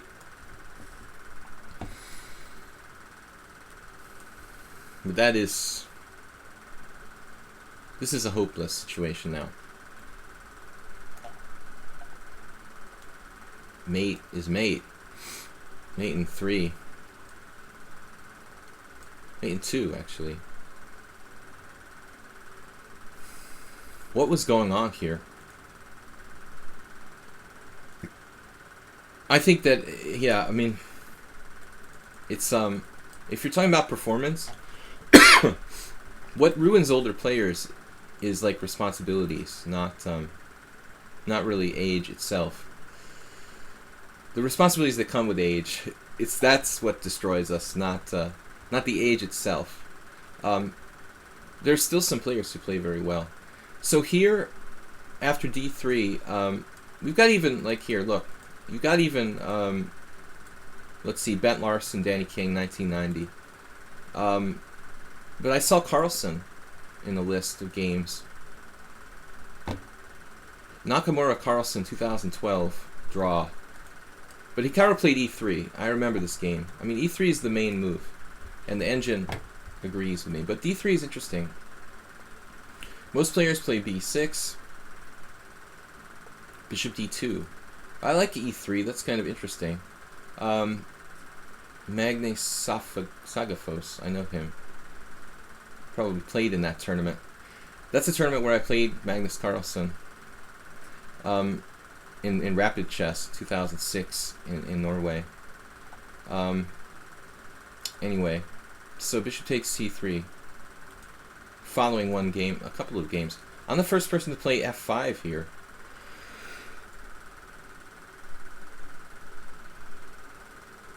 Well, it didn't work out well, did it?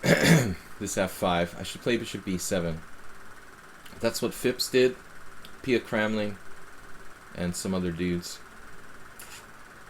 Anyway, anywho, we gotta get to another challenge.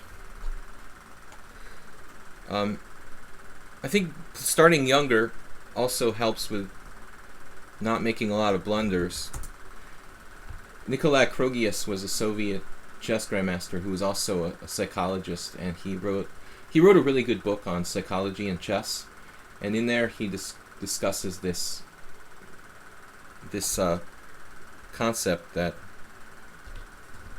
basically players who started really young, who were like prodigies, Reshevsky, Capablanca, they tend not to ever make blunders, whereas players who start late have a much higher propensity of making like major blunders all their career. You know, if you take a player who started at say 20 years and a player who started at 5, you know, and then compare them later on, like they might be both grandmasters, but the one who started with 20 will always have like a higher propensity to make like massive blunders than the guy who started with 5. D4 knight f6. Alright, we're gonna play standard stuff here. You guys are playing with the random number generator. That's really awesome. You're gonna have to lock that down, Blue Crow. I'm allowing the Grunfeld. Sorry. By the way, I found a really interesting game at the European Individual Championship. A line I'd never seen before. Actually, somebody played bishop g5 and black played c5. And I think it was somebody good. There were almost no games in the database. Like c5 is a virtual novelty. And the game went bishop g5, c5, bishop takes f6, e takes f6, and then white made a bad move, knight takes d5. He's supposed to take with the pawn on d5. So this is a GM game. I mean, new idea, basically on move 4. Maybe I'll feature that in my next video on my YouTube channel, Video Chess Training on YouTube. Lousy dirty cheater. Well, I'm not sufficiently well prepared here. This is an old variation. I don't remember if this is attributed to like Smyslov, I think. Zoe Chess, I wonder if c6 is better than c5 there. No, it's definitely not. c5 is an extremely dynamic move. If it works, it's good. I was looking at it, it seems to be fine. But anything like c6 will always be worse. It's inherently like kind of passive move, c6 in the Grunfeld. You never really want to play c6 in the Grunfeld. I mean, the whole idea is to play c5 to help free this bishop on g7 to influence the entire board. c6 is like a last resort. Sometimes played, but rarely the best plan. It's just not dynamic.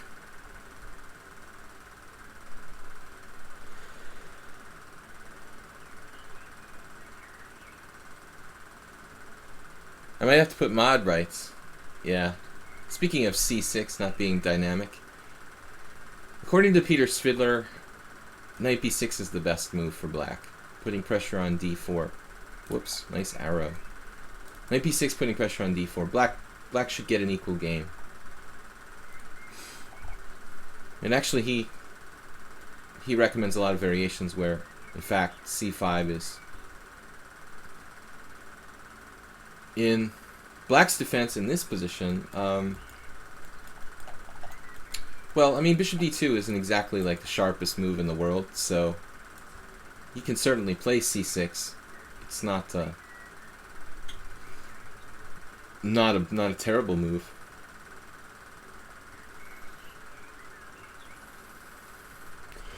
I'm actually not sure what to do here. I mean, e3 is okay, it's just kind of passive. But if I play e4, I guess it makes sense to play e4. e4, knight b6, or knight takes c3.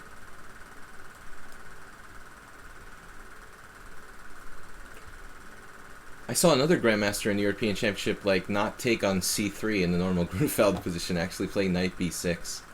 People are getting really desperate, you know, to play weird ideas to take their opponents out of book, to the point where I think players are actually, in many cases, playing dubious stuff. Now my bishop on d2 is just kind of sucks. But the question is, you know, maybe I could sacrifice the pawn on d4. If I play bishop e3, bishop g4 is fine for white, of course. But I was thinking about h3, letting him take this pawn to get the bishop pair. Nah. I'm not overly convinced about h3, bishop takes d4. Do I really have enough compensation for a pawn there? It's not clear. It's done. Haha. No more, random number generated for you guys. You've lost your privileges. So this almost transposes to a neo-Grunfeld knight b6 thing.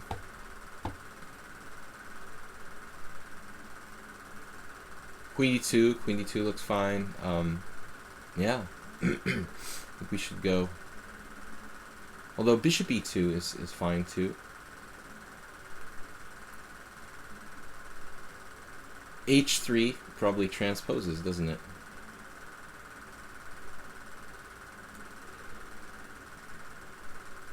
Preventing bishop g4.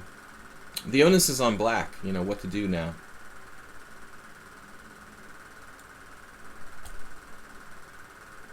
I could play some sort of really psycho-aggressive queen d2 and try to castle queenside, but I think in general you've got to be very, very careful about castling queenside in Grunfeld type of positions. It's not a standard Grunfeld because he didn't trade knights on c3. There's a knight on b6, knight on c3. You see a lot of variations like this. Also with the f3, this happens. Knight a6 looks like a good move. I'm not not interested in giving out my white squared bishop for a knight on the side of the board.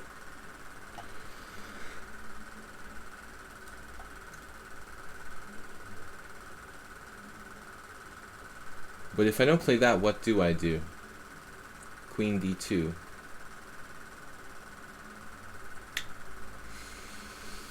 Not that many possibilities here. Queen d2 or bishop e2 are the only moves that really make sense.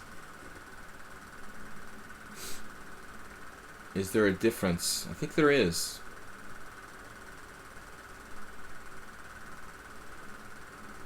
Bishop e2.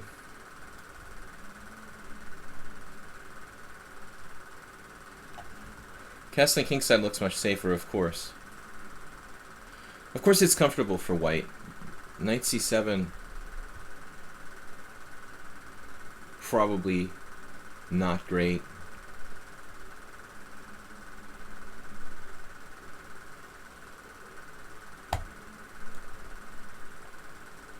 Maybe queen c1 instead of queen d2 at some point to give me the rook d1 idea. Opposite that, this is something I do with black in the accelerated, in the dragon actually, classical dragon. Queen c8, rook d8. Here, queen c1, rook d1. Because his queen is a bad piece. This is a typical thing that happens. He has really actually a lot of developmental problems. I mean, the bishop on c8 can't come out, except for e6, which is dodgy, but maybe a best try. Another problem is that the queen doesn't have anywhere to go. He doesn't have a normal square.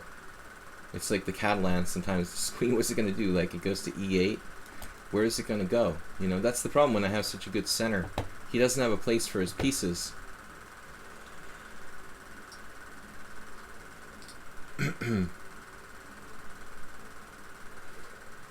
Players aren't born with an immunity to blundering.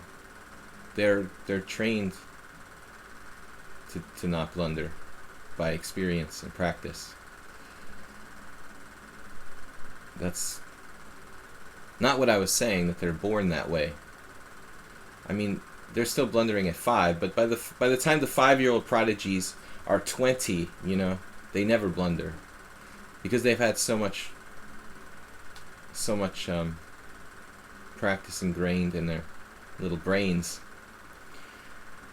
Yeah, f5 from lousy, dirty cheater is the best move, probably. I mean, this is the standard Neo-Grunfeld idea.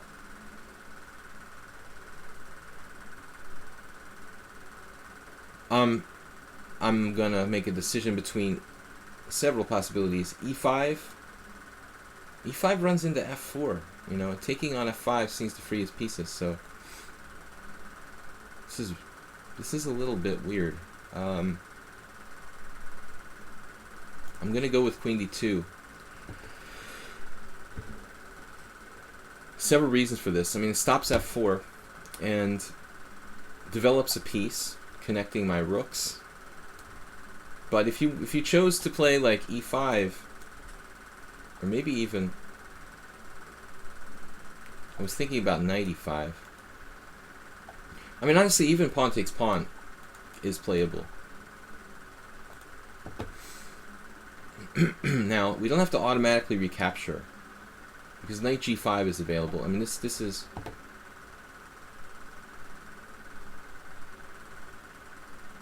an alternative, but I don't see the need to be fancy here. So, what's going on at the end of the day?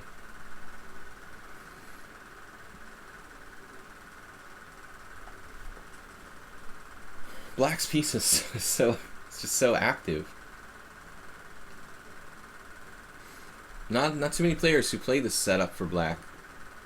Lousy, dirty cheater. It's I could count on one hand how many people even know to play f5 that I've faced who play such a setup. You can reach this opening by like the Marshall defense move order. d4, knight f6, c4, d5, I guess.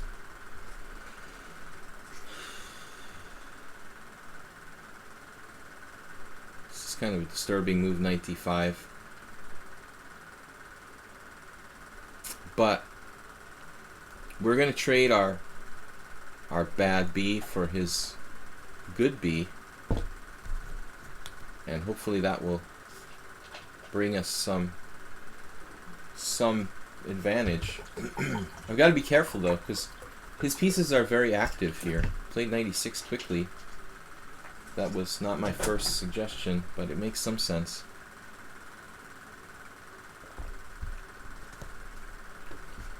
He's all over the f4 square.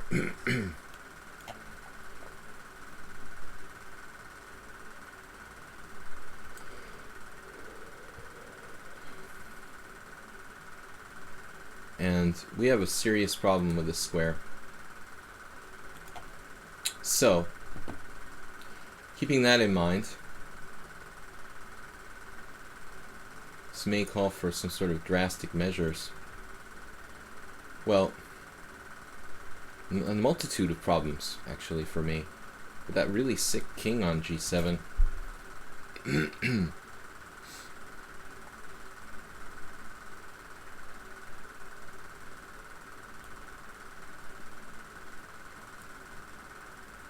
This is a little counterintuitive, because you'd think that my rook... But actually f2 is not a question in this position, so I'm not even worried about it. I'm more concerned about piece sacrifices on h3. Bishop f1, knight takes h3 is what he wants to do. Looks like I have to move my knight first.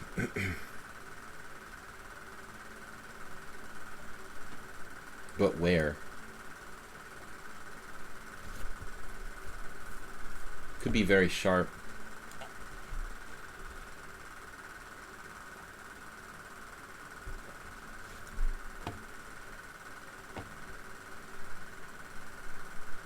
Black's playing this game kind of scary.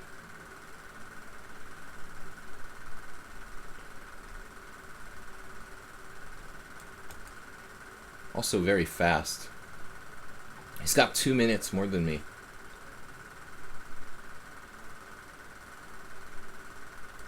He could sacrifice a piece here, but I didn't see any clear win for black.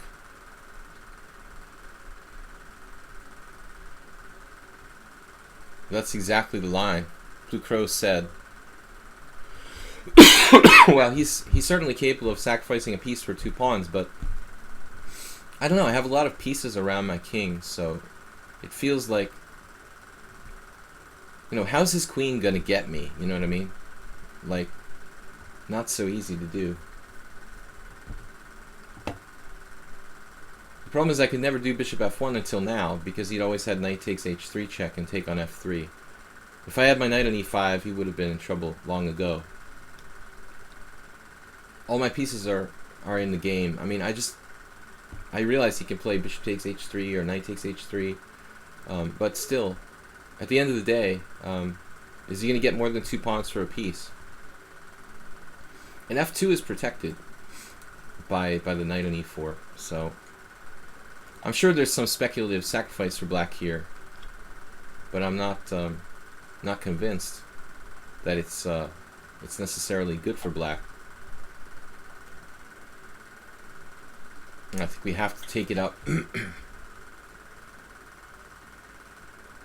And now, looks like we have to go to h2.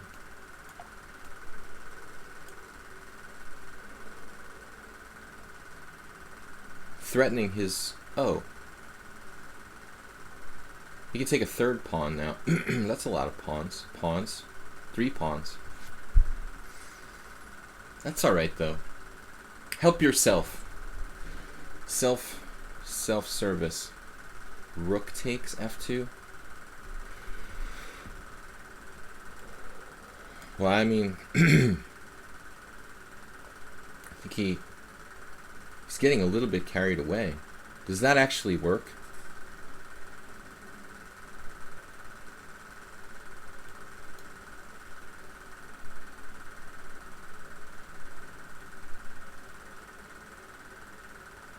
I don't think so.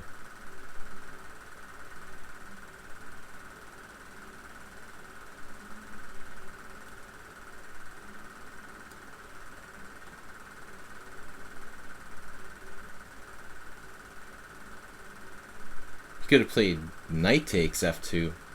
Guys, we have time for one more game after this for today. Our 36 viewers. Ooh.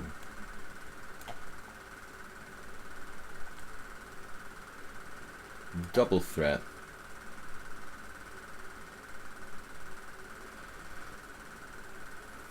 Now I'm interested to see what the engine said, because it did look like black probably has enough compensation, but not more than enough. You know, it kind of felt like it was probably balanced if he plays perfectly. So an enterprising game by black anyway.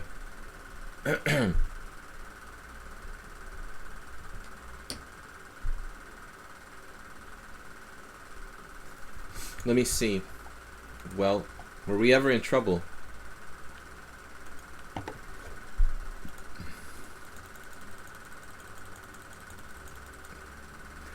This is actually theory. Not much, but I thought you should play bishop e6. That's what most people do.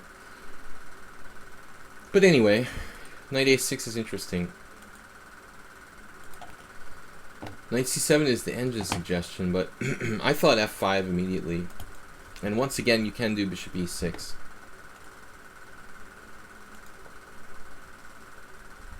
Toth Bela. He actually recently moved back to the United States. He's an old IM, and he's still pretty strong. He's like 65, and he's still over 2,300. He lived in Italy apparently for years and years and years and years. There's a game from 1984 when he was in Italy. So Toth Bela, f5 here, played by Alvise. Same exact move. Now Bela played e takes f5, which the engine likes. And the engine also talks about rook e1, subtle move. It's beyond me, rook e1. But let's see about my queen d2 here.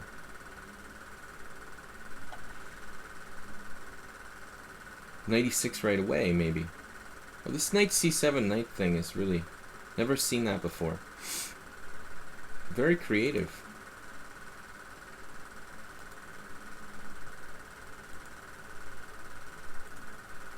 So here I was interested in bishop takes h6, but I guess it's just too good for me to let my queen in there.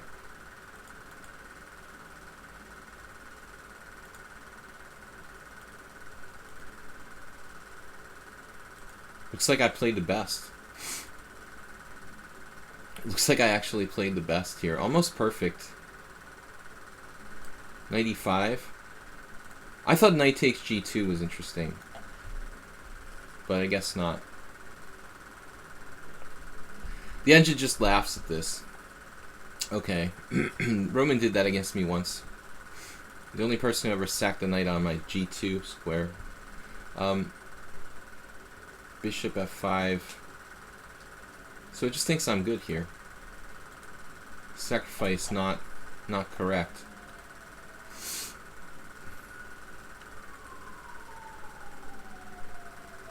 No, it's all best play. And then this is like crazy. So he has to play knight takes f2. He has 3 pawns for a piece, but my pieces are too active here. Apparently white just has a really developmentally superior position.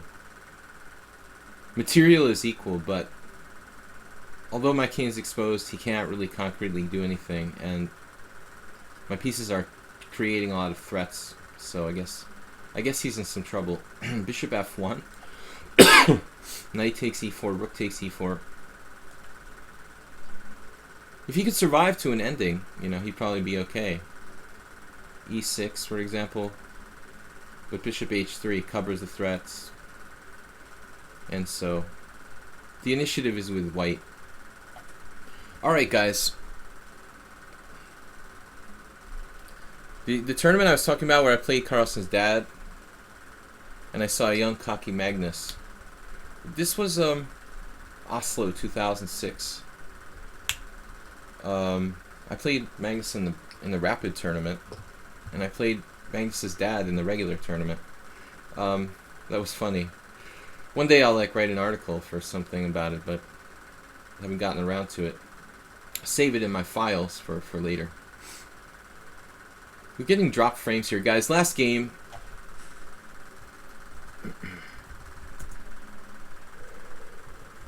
Last game for today, number 5. Aldisto never got to play. Feel bad. Chess Hunter. If you have any complaints, please send them to Plucro. Chess Hunter 5+3.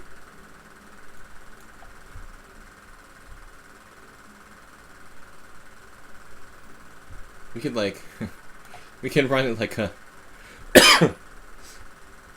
like a Luton or arena tournament where you can play the same player more than once. Anyway, let's try to get another Grunfeld. No Grunfeld. Oh well. What do we want to play against the King's Indian? I can play almost anything. F3. We haven't played a Samish in a while. You've been promoted to manager. Okay, knight bd7. That's not a common move really, but it's fine. Old school.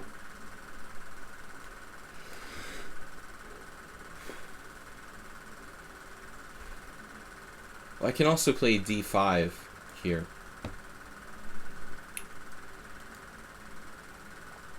Yeah, now I'm definitely playing d5. I'm not sure rook e8 is really right here. I used to play the black side of e5 Samishes in my early stage career. And I had a really old book on the King's Indian. I was influenced by players like Leonid Stein. I mean, games from like the 1960s. I was still playing old school systems when other people were switching to more modern setups. But eventually I learned that I also didn't really like e5 against the Samish. So now we make a decision. I I guess we just attack black like a maniac here now. It looks like a good King's Indian attack. A good attacking position, let's say.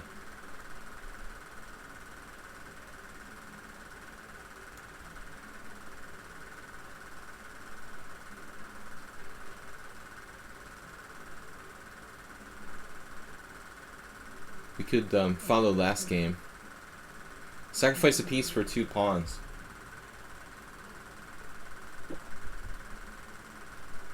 Objectively not correct.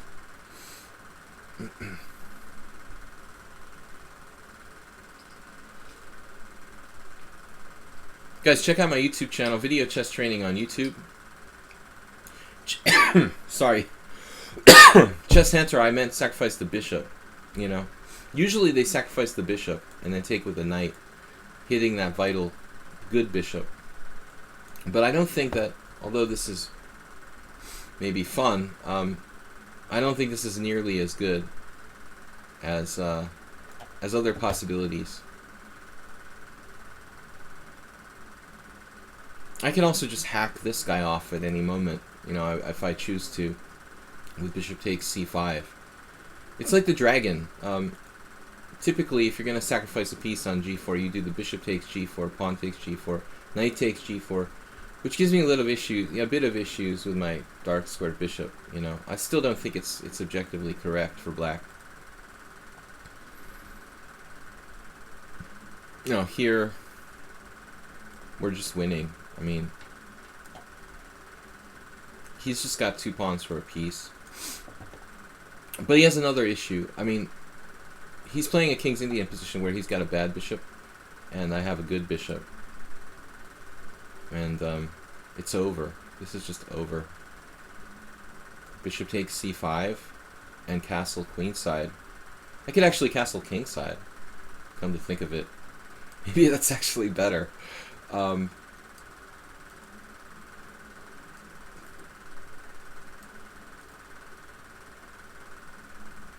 Yeah, ironically, my king is just as safe on either side. Yeah, bishop h6 is the best move. He found that quickly here. He's trying to play like bishop f4, but shouldn't really be enough.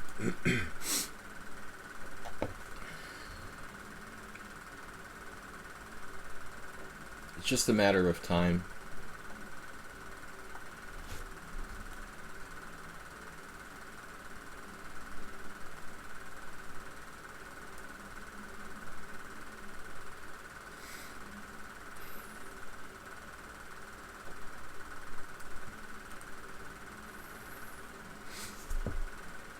There's also maybe d5, knight d5 at some point, even knight b5, maybe knight e2.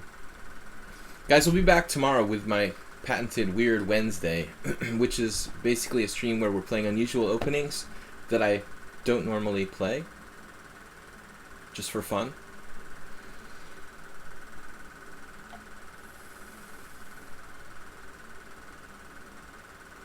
Yeah, we're on 92 here. Getting rid of this guy. Chess Hunter, never played this player before, but he's obviously talented, but he's playing kind of too fast. Okay, it's 5 plus 3, so maybe I'm playing too slow. I don't know. Now, bishop f g5, sorry. We collect more material here, I think. Black, you know, doesn't have any counterplay. He actually has one thing I don't like. There is one little thing about this position that bothers me, which I'm not going to mention, because I don't want to give away any hints to my opponent, but one slightly annoying feature of the position. Queen on h4 is somewhat annoying. I'm starting to fear ghosts here, I'm afraid. I'm getting a little bit too afraid of ghosts.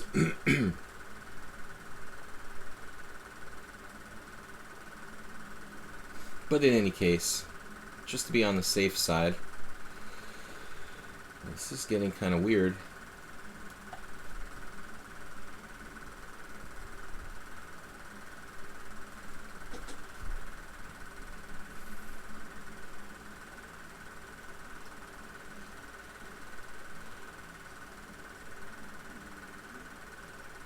Queen h6. We're gonna have to actually shift to being the attacker on the king side, I think.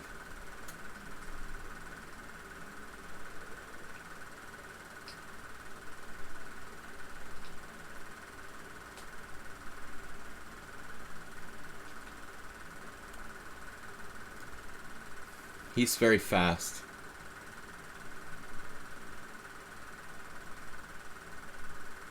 Now I have a sort of double threat. Knight f5, as well as knight takes e5. I guess that's it. He should have played f6 there. Or no, bishop f4.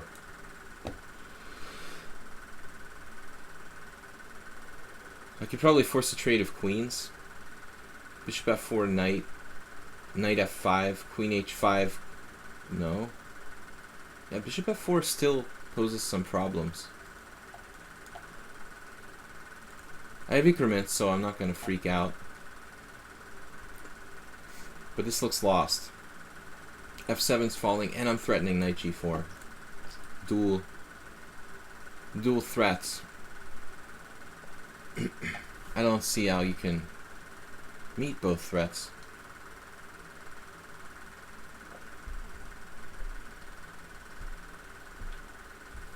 He never really got any sort of serious compensation for the sacrifice piece. A little bit, but it wasn't really ever out of control. So we'll be back tomorrow. Weird Wednesday, unusual opening stream. We are also encouraging you guys to check out my YouTube channel, Video Chess Training on YouTube. Please donate and support the stream and my YouTube channel with a PayPal donation. You can check the link here in the Twitch stream, also on YouTube. Uh-oh, I miscalculated something again. Oh well. No easy victories. Knight g4, queen g5. I'm just gonna have to slowly win, collecting material little by little. Now I've got the central rolling pawn going to e5.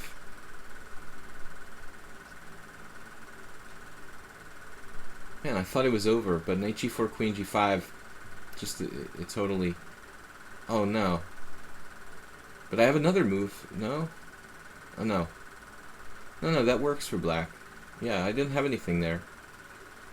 If I had knight e4, it would be interesting, but I don't. There's a pawn on e4, the previous position. I was counting on knight g4 for some reason. Just doesn't do anything. Queen g5 and he's out.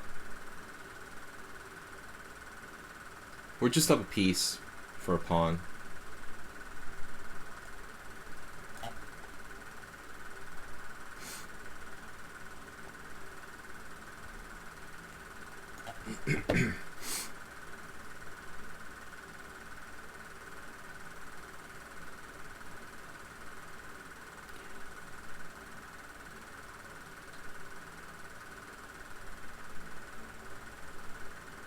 Yeah, a lot of people were watching on lichess, not maybe directly on Twitch.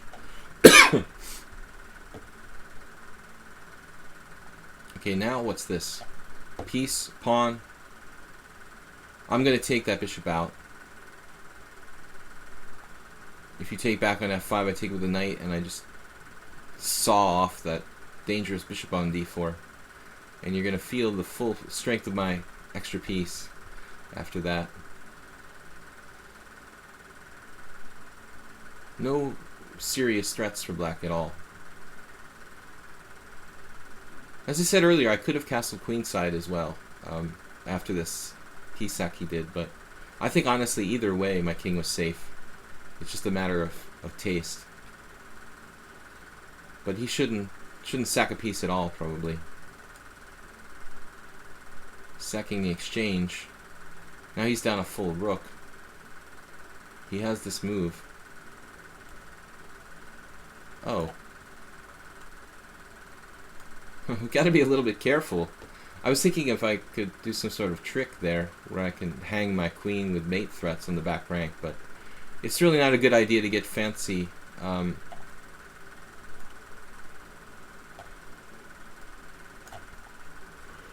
Jeez. He was threatening queen g1, mate.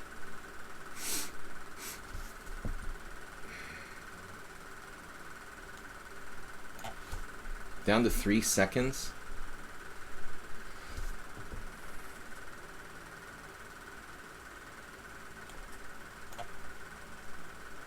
I probably should have done this earlier.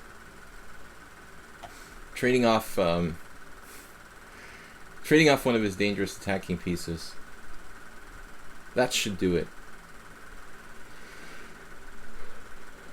He's a hell of a 1600. I mean, this guy was really seriously threatening mate several different times. Did I miss queen e7 check? Did that do anything? Not really. And there goes the queen. That's going to be his last mate threat. So, just last thing here. Let's check that we didn't let anything slip there. I think I was always winning. But he did almost flag me with the last minute mate threat.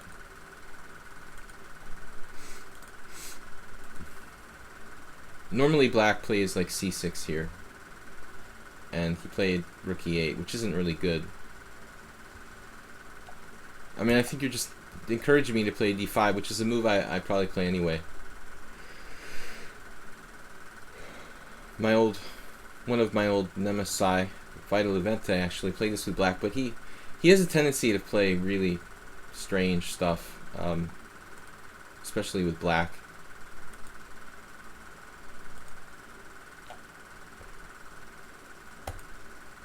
Right.